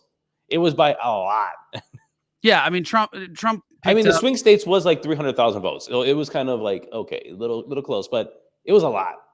Yeah, I just think that this kind of stuff is it's nonsense from the left, it's nonsense from the right. I'm all for looking into it, but like to me, the obvious case that this is not what happened is that Kamala Harris's lawyers would be talking about this right now if it was real. It's not real if her lawyers are talking about it. I don't agree. Why do you think they wouldn't do it? If they saw this evidence that the election was stolen from them, why would they not fight it? Because one of the things he says, if we would have watched the video, one of the things he says is that the activity of the Trump administration leading up to 2020, they were going to say stop the steal, win or lose. Well, not if they won. Just like they did this time. Saying, they were setting it up. They were planning this in September Of course. Yeah. of 2020. And they did the same thing this year, and it just all disappeared the day of the election when they won handily. Yeah. Yeah. But what they did was they set themselves up, and I said this before, these campaigns have an infrastructure on the ground telling them really, the whole reason why I say don't listen to the polls, what's really being said by people that are going to vote. That's my what's his name? John Bon Jovi story. When I thought John Bon Jovi was a dick to me, and in all actuality, he was just pissed because they knew they were not going to unseat George W. He and the Kerry campaign. They have these people on the ground, and they know going into it. Trump knew going into it that he wasn't going to win 2020. So they did the whole stop the steal thing. I still think it was a hedge. I don't think he knew for sure for a while. It was a hedge, exactly. To set things up for 2024. No, I think it was a hedge in 2020. I don't think he thinks that when he far comes back and wins with the help of somebody like Elon Musk, who he had no contact with up until then. And now the Democrats have a legitimate claim of stop the steal. What's legitimate? Everybody else, you didn't hear the video. I don't care. If Kamala's lawyers are not trying to sue for it, then it's not legitimate, because that is all these lawyers do. They sue before the election to make sure that everything's fair. It's such a legitimate. You said yourself, Biden being taken out was not him doing it. That it was a coup within the Democratic Party. It's not a coup. It's like that the Democratic Party is allowed because your party won. It's so great that the Democrats learned how to steal the election in 2020, and then the Republicans learned so good that they stole the election in 2024. That's the real reason none of this makes any sense, is because you'd have to believe that Democrats managed to steal an election when they weren't in power, and then couldn't do it when they were in power. That's what he's saying. That's not what he said. He said they were legitimate elections, even though Russia assisted in 2016. Tried to influence, did not assist. Let me finish. You didn't see the video, and all of a sudden you're an expert on it? No, I'm saying the words matter. Assisted is different than trying to interfere in an election is different than actually interfering in an election or changing anything about the votes or stealing an election. He didn't say trying or not trying or the votes that came through. For whatever reason they came through. He's claiming they're hacked. I heard that word. Let me finish? Yeah, but I'm just saying, be fair. No, he's not claiming that. That's the point. He's not saying that about 2016. No, I'm saying about 2020. He's saying that there's the possibility that it was done in 2024, which is why all he's saying is the manual count that we talked about earlier, where the votes received at each location matched the signatures of those who registered that day, who came in, said, "Hi, I'm Blake Fisher. Here's my ID. Sign the book that you were there to vote." And that you don't know what Blake Fisher voted for, but at least the total number of ballots counted manually should equal the total number of signatures in the book. I mean, there's going to be some He's asking for. discrepancy, but yeah. That's all he's asking for. Well, they're getting that recount right now in the Senate race. They're not recounting the presidential race because it wasn't in the margin of error. It was way outside of the margin that they recount for. So he's not going to get a recount. Point that when these bomb threats come in to Center County being one of them, Which were from Russia. and Atlanta, which were again from Russia, it's a distraction. Yeah, but they extended the voting. Everyone got to vote. It didn't prevent anyone from not voting. It's after the fact. It's a distraction. And what he's saying is what positions were online would have been influenced while everybody was out of the building. Well, here's what's because of the interesting. bomb threat. None of it matters because Trump still would have won even if he didn't win Pennsylvania. So But that's what he said. This happened in all swing states. it's anomalies- ridiculous. He the wouldn't be anomalies complaining about it if are Kamala would have only- won in one of those states. The That's anomalies so are stupid. only in the swing states. No, he's not. It's because And he's they're only right looking at a for them in border. states that Trump won. This is Trump derangement Okay. syndrome to the max. I'm executive producer of this show. This is what we're talking about next week. Okay, You've let's do got it. a I'll watch week the to video. Watch this video. Well, except I think I'm driving back next week. I don't know if I'm on. I'll see. I got to figure that out. The next show you are here for. I'm for it. Look, I'm just saying. Speaking of which, I'm I just wanted saying- to. I wanted so- to buy you both a pizza today on the Oh, yeah, air. I need a for pizza. having lost that bet. Yeah, I could use a pizza for lunch. Yeah, if you want to. Because here's my problem. Okay, going back to 2020, just so that I can harp on Trump and not on the Democrats for a second, because let's just be fair. My problem with the MAGA world is they claim all this same shit. Oh, sorry, we're on live air, and I see it. But Boo. anyway, see, I've got a market. We're out of here. We're out of here with that station next They week. claim Anyway. the same thing in 2020.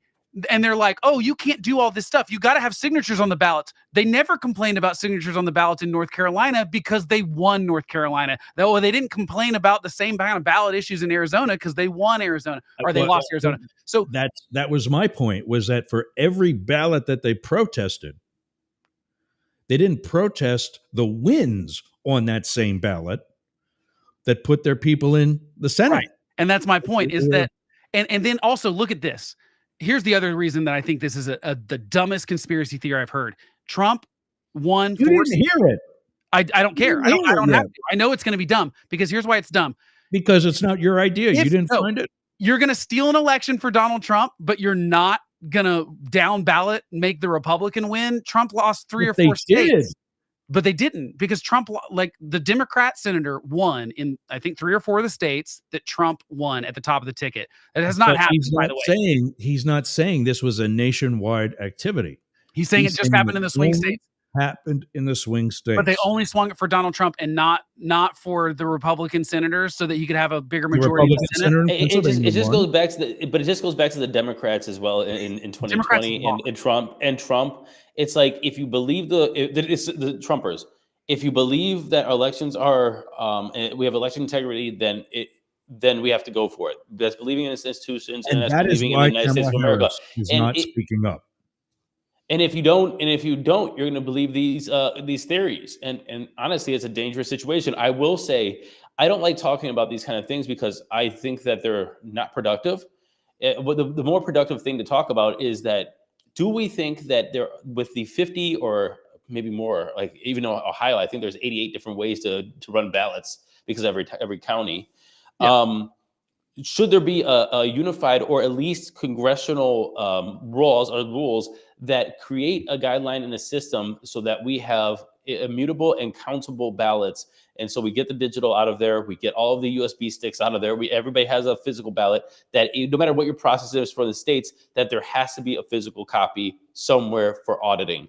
I think that's the way forward. Other than that, I think that there are always going to be speculations for election fraud and tampering. I don't think that Congress has the power to do it. Now, they can do it with money. They can incentivize by saying, hey, we're going to give you X amount of money if you implement a system that has paper ballots. I think really all I care about is paper ballots. I think that is that's the cure for all of these conspiracy theories. And most states have it now. I think it's I'm going to look that up in a second, but most states have paper ballots now because, and some of that is because like Jill Stein sued Pennsylvania after the 2016 election, I think, because, they lost and they had to buy all new machines that did paper ballots because they were trying to do just pure digital. And I think that is dangerous. I don't think we should have digital only stuff. I would actually prefer it to be the paper ballot is the thing that you mark and then gets digitized, as opposed to tap on a screen and it prints out a receipt of sorts. Agreed, 100%. I think that it like takes out. I told you what happened here, right? So what happened is they changed the and this was, I think this was 2023. There was the mayor election or some kind of state or city council elections and stuff. Long story short is the Board of Elections changed the machines that they were going to use. And so there were all new machines at the Board of Elections. Now they did the election, and in this district right here for our city council member, it's a ward, the ballots were around 60% less than they usually would be, 60%. And we were looking at it, and luckily somebody was really thinking at the time, because we looked at the numbers. We're like, oh, okay, this person won, that person lost. If we found out that somebody took out or did not put in the USB that goes into the back of these machines to count the ballots, and 60% of the ballots were not counted. Now, I will say this makes me nervous, because the only way we knew about this is because the discrepancy from how many people live in this ward to how many ballots were cast, knowing that our city is 80% turnout, is the only reason we said something's fishy. If it was a 2 or 3 or 4% discrepancy, nobody would have noticed. And it's simple as taking a USB out of the USB little socket. And that is dangerous. Yeah. Well, and we had problems. Colorado left the password for the machines, or the passwords for the machines in a CSV file or an Excel file that was downloadable on the internet. That was a problem. So you're going to get mistakes. Like, mistakes are going to happen. So I think what you need is paper ballots, and you need audits of every step, basically, to make sure that those mistakes don't happen. And we saw some of the mistakes happen in this election, but they were caught and they fixed them. We saw, now I also think that states should not have drop-off locations for ballots that aren't in secure locations, so we don't have them being set on fire like they were in Oregon. There's some of that stuff that needs to get shored up. I don't think it can happen at a federal level. I don't want it to happen at a federal level, because I think that makes it more suspect. Right now, it'd be very hard to steal an election because there's 3,000 counties in the country that do things differently. Now, going back to one thing you said, Matt, that I think we need to correct a little bit. You can't have different rules for what counts as a vote within a single state. So counties can use different machines or things like that, but they cannot, like, oh, well, you have to write the date on this envelope and we count those in this county. No, that's what I'm saying. So like in different counties here, like some people have a touch screen and they'll just do the printout. Yes. Over here in Cuyahoga, we have the actual physical ballot that we run through a machine. Yeah. So there's just many different ways. And I just think, honestly, I can't stand it. Yeah, I think I think that is a complete failure of and this just shows like I don't know. I think that this is a complete failure of how I don't want a monopolistic situation when it comes to voting, though. I do not want the same machines in every county in the country. I think that's dangerous. I think it does make it a situation where if like Russia could figure out how, or China could figure out how to get in that machine, they could actually change things. Hey, Ross, you gonna share that link or what? What link are you talking about? The link that you have on the screen, obviously. By the way, 98% of all votes to be cast on paper in the 2024 election, that's up from 93% of votes counting in 2020 that were on paper ballots. So we're at 98%. Let's get that to 100. I agree. I think everywhere should have a paper trail, so that, because you can't fake that. And by the way, we've solved most of the problems in most of our counties that we had, like in 2000 with Florida. We don't have the hanging chads and those kind of things. Most people have simplified stuff. We could still learn a lot from some states that are doing really good at counting. Like I said, Florida has to be the embarrassment that they were in 2000. And now they're, I mean, literally, it's incredible how fast they are at counting the votes, at doing audits. The whole system that they put in place for everything, everything they do. People should copy it. I left here when I left here later in the morning, when I went to get my driver's license when I first moved here, and I was scared. I'm like, oh my God, I'm going to be here all day. I was there to the tax assessor's office, where the DMV, it's everything in one place, to the tax building in Port Richey, which is about 8 miles away. I was there and back with a brand new driver's license and the what's it called, the live scan or the real ID type driver's license, the sexy new ones, in 45 minutes. It only took. We're still claiming the deadline's going to show up. This deadline's been moving for 20 years for the real ID thing. It's hilarious, but I just got my real idea yesterday. It took me 20 minutes to go in and out. So like, I just think that I'm all for, I want people to have faith that the elections are fair. And what I don't like about these conspiracy theories is that they sow these seeds of doubt, just like we're sowing seeds of doubt in that the Supreme Court's legitimate, just like we're sowing seeds of doubt that whatever. And I don't like it, because what it's turned into is, for my entire adult life, elected officials, mostly Democrats, because it was, 2000, 2004 was the Democrats claiming the election was stolen. And then you get to 2016 and it's the Republicans that are claiming that it's going to be stolen until he wins. And then in 2020, it's and I don't like that every election we have now has a significant, this is not just crazy online, message board conspiracy theories. These are being ran in places like Vox and HuffPost and it's Breitbart and it's Fox News and it's Newsmax. And it bothers me because that does trickle down. And I know very smart people that still think something nefarious happened in 2020. They can't tell me what, they can't show me any evidence. They just have this feeling about it. And Democrats, if that's the lesson they learned in 2024, they're going to keep losing, because it was the Democrats lost in 2024. It's the Democrats' fault. It's no one else's. They should not be trying to place the blame on Russia or someone, or they won't learn the lessons they need to learn to win. That's just so Gates came out just a minute ago, guys, and said that he's not returning to Congress next year. Yeah, and I was curious I read a couple of conflicting things about the legality of that. Could he return to Congress because it's a very interesting argument if you want to talk about putting things through courts. Look, if he resigned and for the 217th Congress, I think we're in, right? I think that's right. Whatever. I don't quote me either, even though I ran for Congress. It's too high a number. I can't remember anymore. But let's say he for this Congress, but he was voted back in for the next Congress. He was thinking that, people were saying that legally he can resign for this Congress and get voted back in for next Congress. So people were saying okay, even though he resigned, he could just pop back in. And yeah, I think I read one thing that said that could be true, and then I heard another thing that said it couldn't, because the Florida law says that the governor has to call for an election for that seat immediately. I think the problem is there's a weird thing where there's no provision in the law for if someone steps down from their seat before they've taken it over in an election they won. I think that's the problem. And so I think that's interesting. And I personally think that I can see a very good case for being dropping out in the later half of after you won an election and then coming back in for the new Congress.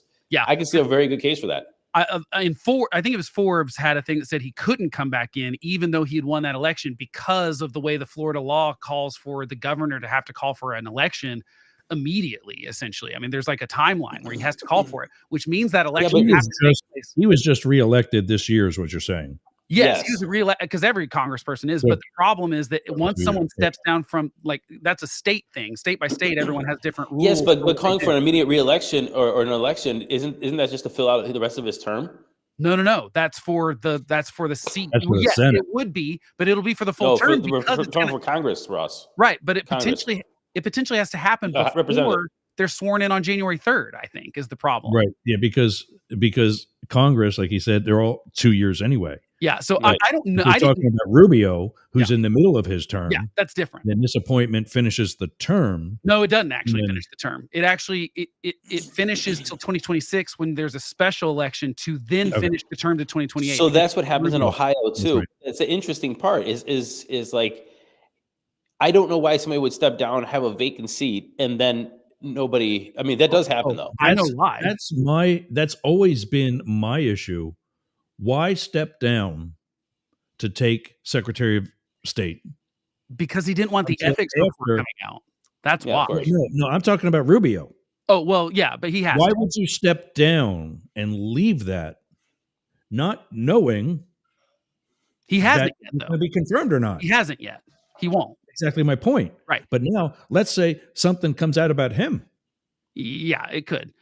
or it's a Democratic Senate that's just going to say screw you. Yeah, but it's in I this know case, that's it's not the example this year, but this is what happens with every appointee. Yeah, They yeah. step down, not knowing what they're Yep. really getting the But job they or not. generally don't step Look at down until Vance. they get the job. That's the difference. Is that the What's thing is that? they generally don't step down until they get the job. Matt Gaetz only stepped down because he didn't want this I mean, it appears that Matt Gaetz stepped down so that that ethics report wouldn't come out last Friday. That Sure. seems to be the reason why, There's which no other obviously reason. could also be his motivation for not going back into the House, because then they could release it if they want to. Now, I mean, I think it's going to get leaked regardless. I would be pretty surprised if it doesn't get.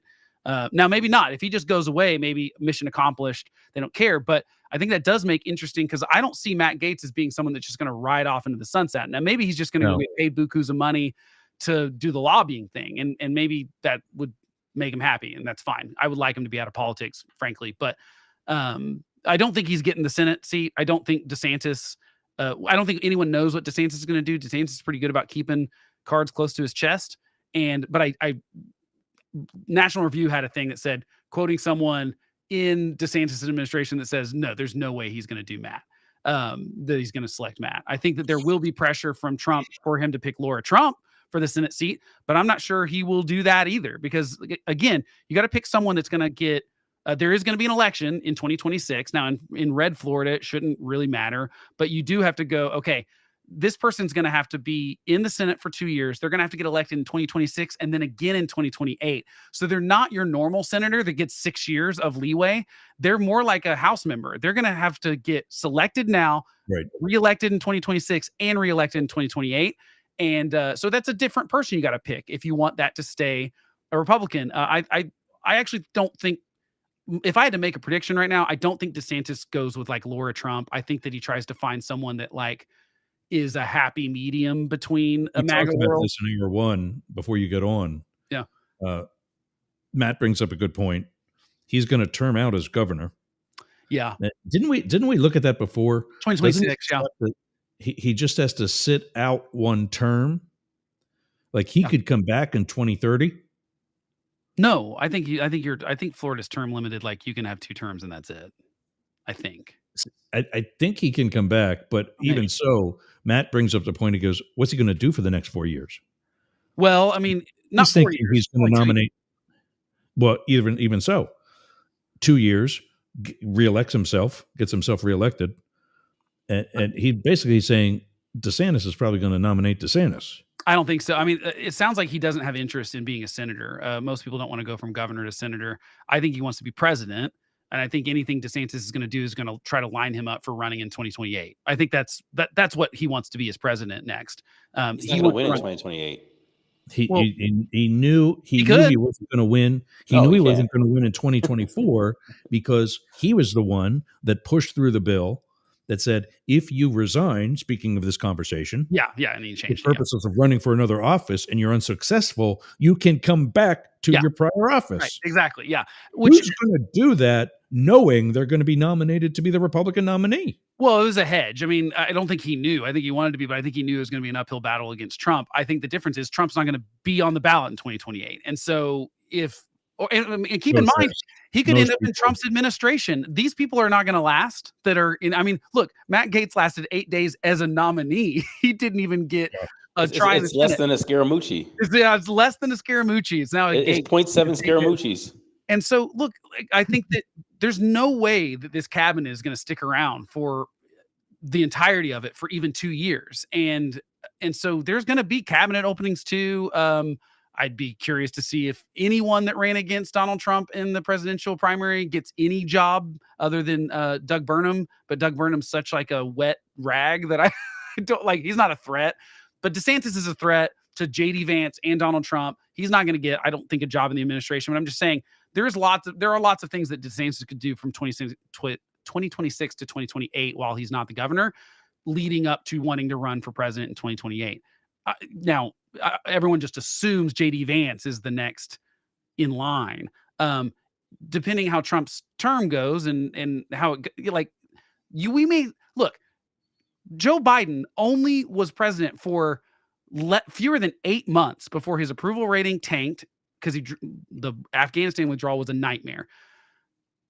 It might not take long to see a disaster in the Trump administration that's similar, that tanks Republicans' chances of holding the Senate and the House in the midterms, and tanks Republicans' chances of winning the White House in 2028. Like, it might not take that long. Joe Biden essentially sank his entire presidency in the first 8 months of his presidency, and by passing the massive amounts of spending that we didn't need that caused more inflation, and withdrawing from Afghanistan. And basically 8 months in, the American public was like, we don't like this guy anymore. I think Trump can run that same road if he's not careful. And I think he probably will do that, because so far he's been a little reckless in even just these cabinet picks. And there's going to be so much infighting within his White House. I mean, like, you're already hearing stories about that his chief of staff was not in the room when someone convinced him to do the Gates thing, and she wasn't even aware of it when he said it. So that's not great working environment if your chief of staff doesn't know who you're going to throw out for attorney general. This is, that's a problem. I don't see that it's going to go swimmingly for him. And it might have the door wide open for someone like Ron DeSantis to run in 2028. We really have no idea 4 years out, much less what's going to happen on January 21st. What, in the last couple of minutes, we don't have a lot left, but where's it at? Oh, there we go. Why can I not? Some of these. Hold on. And just Matt gave us another one. Elon Musk and the 100,000%, 10,000%. Yeah, I mean,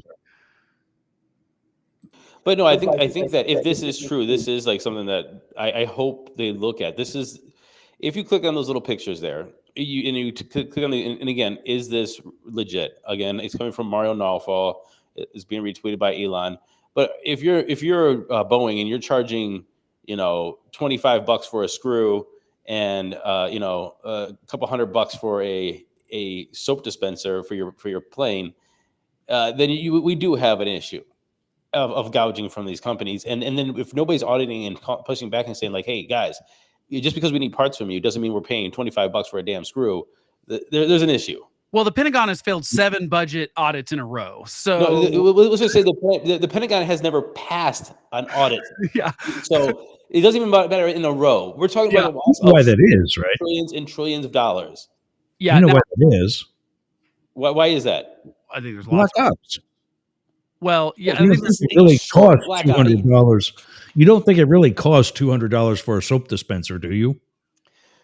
Yeah, I think $15,000 for a toilet seat. That's $5,000 for a wrench. For a hammer. Yeah, exactly. Yeah, for a hammer. Yes, exactly. I don't. The problem is, I don't think. I do think waste in government spending is absolutely a thing. It's like there's all the. I mean, Rand Paul's thing every year is absolutely hilarious to watch, whether you like him or not. Like to see, like, we spent X amount of money to have monkeys do cocaine, and it's crazy some of the stuff we spend money on, and those screws and the soap dispensers and toilet seats and things like that are ridiculous. I find it very hard to believe that that Vivek and Elon Musk are going to actually be able to carve much out of it, because they don't have the control to do it. The problem is Congress gives the Pentagon a budget, and Donald Trump really doesn't have a lot of say in how much they spend on a soap dispenser once they have that budget. No, I disagree with that. I don't know how it actually honestly works. But in your budget, you're allocating cash to be spent in certain departments. I do not see why departments are not auditing the cost of goods and then negotiating those prices down. Well, I totally disagree that is impossible. Yes, Congress gives you a budget, but that doesn't mean that departments, the purchasers, they have a whole staff that is there for getting receipts to talk about orders and products. It isn't just, hey, we're going to give you a price. That is part of the problem with government spending.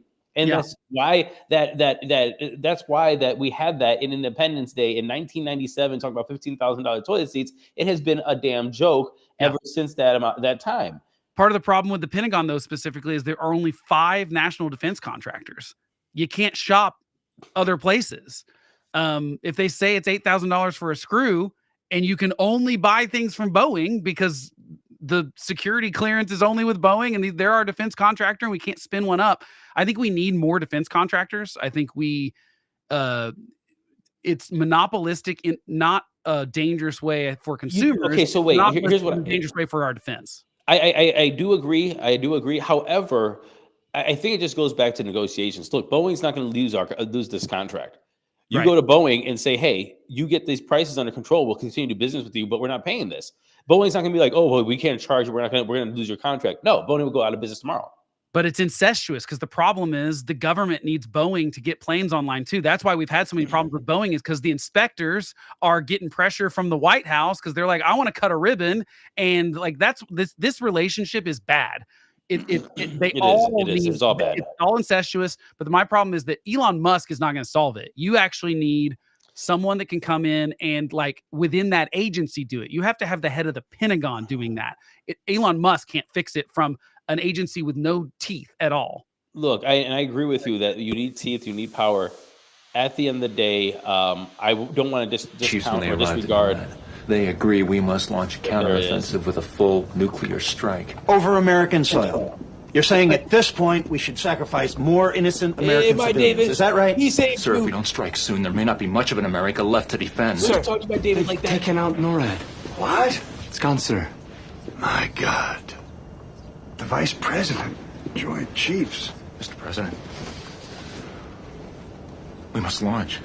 A delay now would be more costly than when you waited to evacuate the cities. No, you're not going to launch nuclear weapons. You're going to kill them and us at the same time. If we fire nukes and everybody else who's got them is going to fire them, you know what that means? Fallout. You ever hear of nuctor winter? It's the end of life as we know it. You hear what they're talking about? Don't even think about it. I don't have to go. It can't be allowed. Shut up, Captain. Get him out of here. Hey, don't tell him to shut up.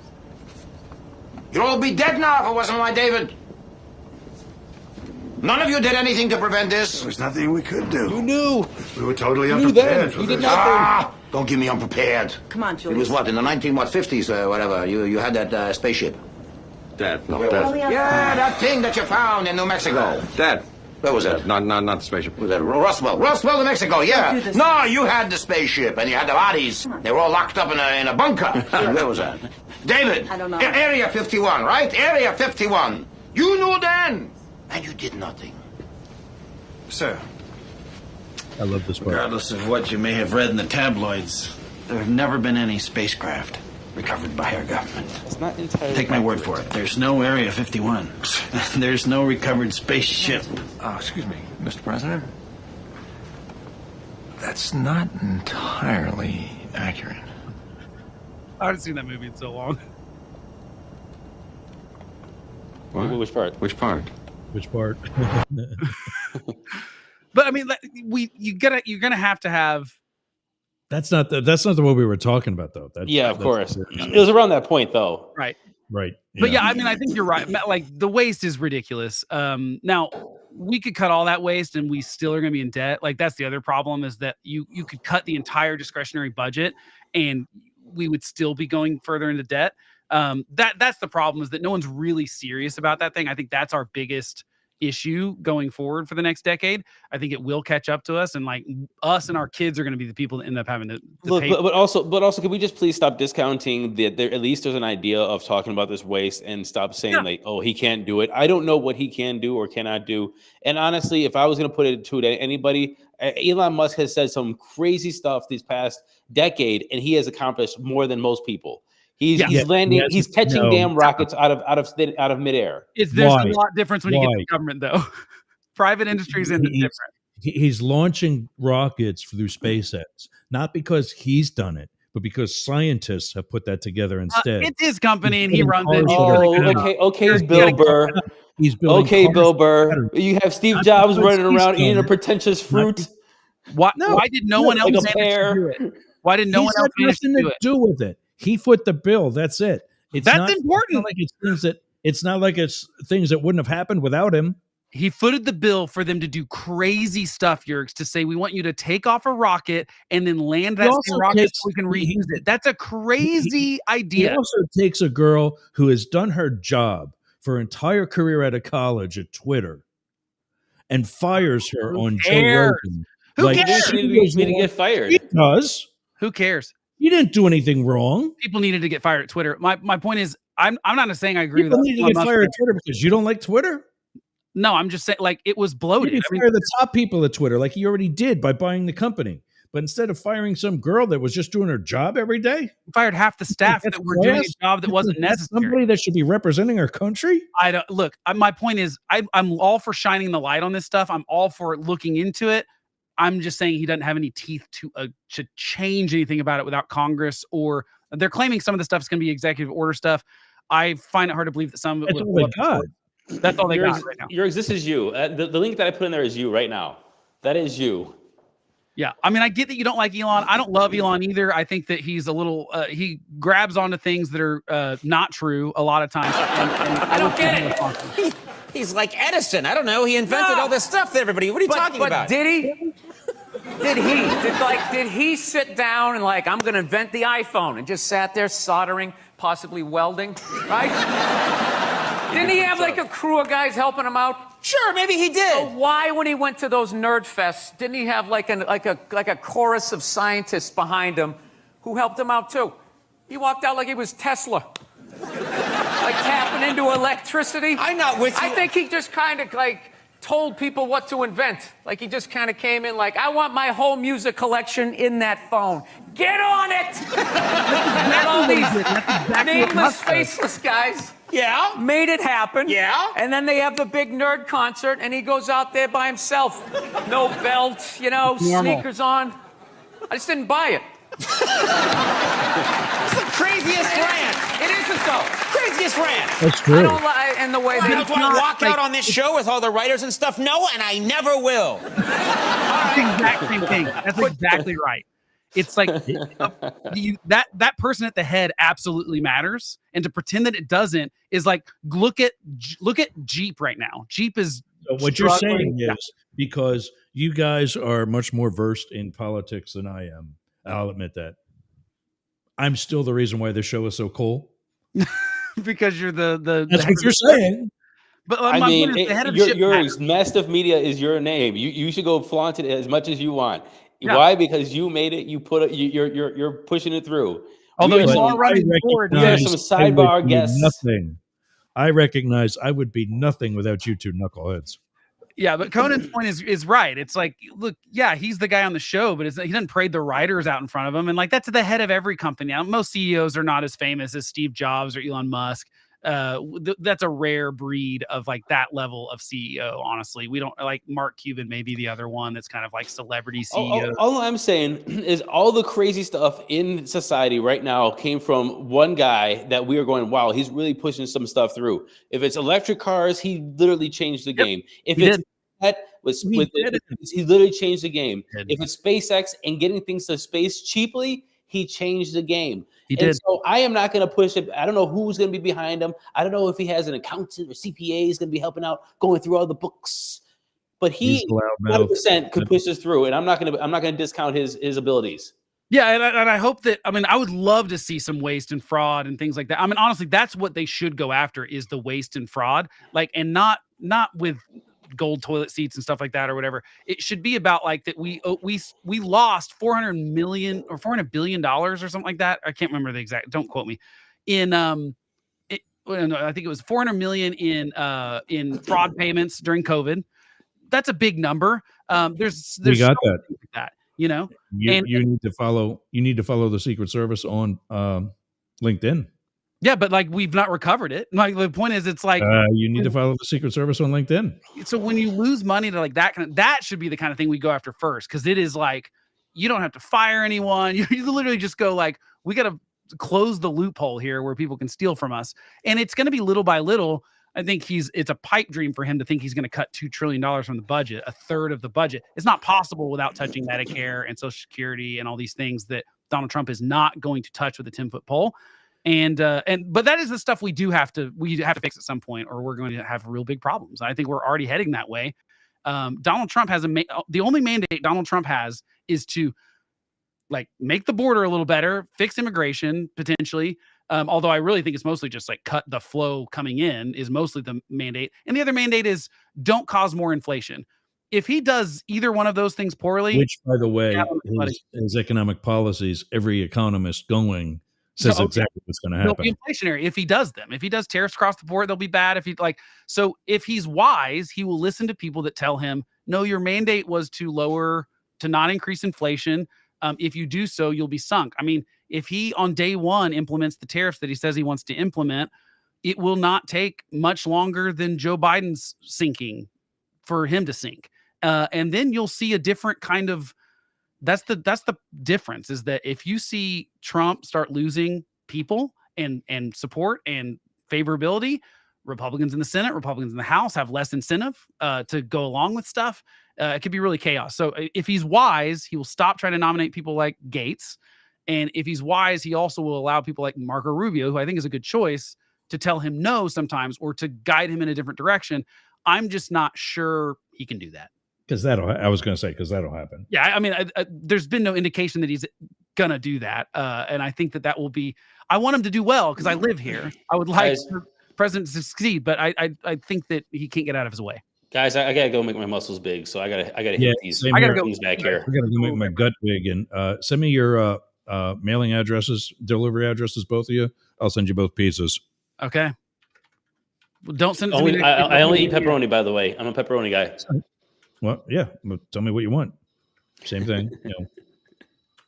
Well, y'all have a good rest of your weekend. I'm driving to Indiana tomorrow, so for the Thanksgiving festivities. So I don't need the pizza next week, but I'll do it when I get back. I'll talk to you guys later. Nope. So you guys want it today or what? Yeah. Send me a pizza, bro. I can't do it today because I've I'm leaving town. I'll do it when I get back, if that works. Okay. Matt, send me your address. It's in the Facebook chat. Oh, okay. Okay. Gotcha. All right. See y'all. All right, everybody. Great show. Thanksgiving. Have a great holiday. And I'll at least see you all next week. If not, we'll see these two in 2 weeks, and I'll see you guys then. Thanks for running with the big dogs and going straight up the middle. This has been Up the Middle. I'll see you again on Monday. Thanks, everybody.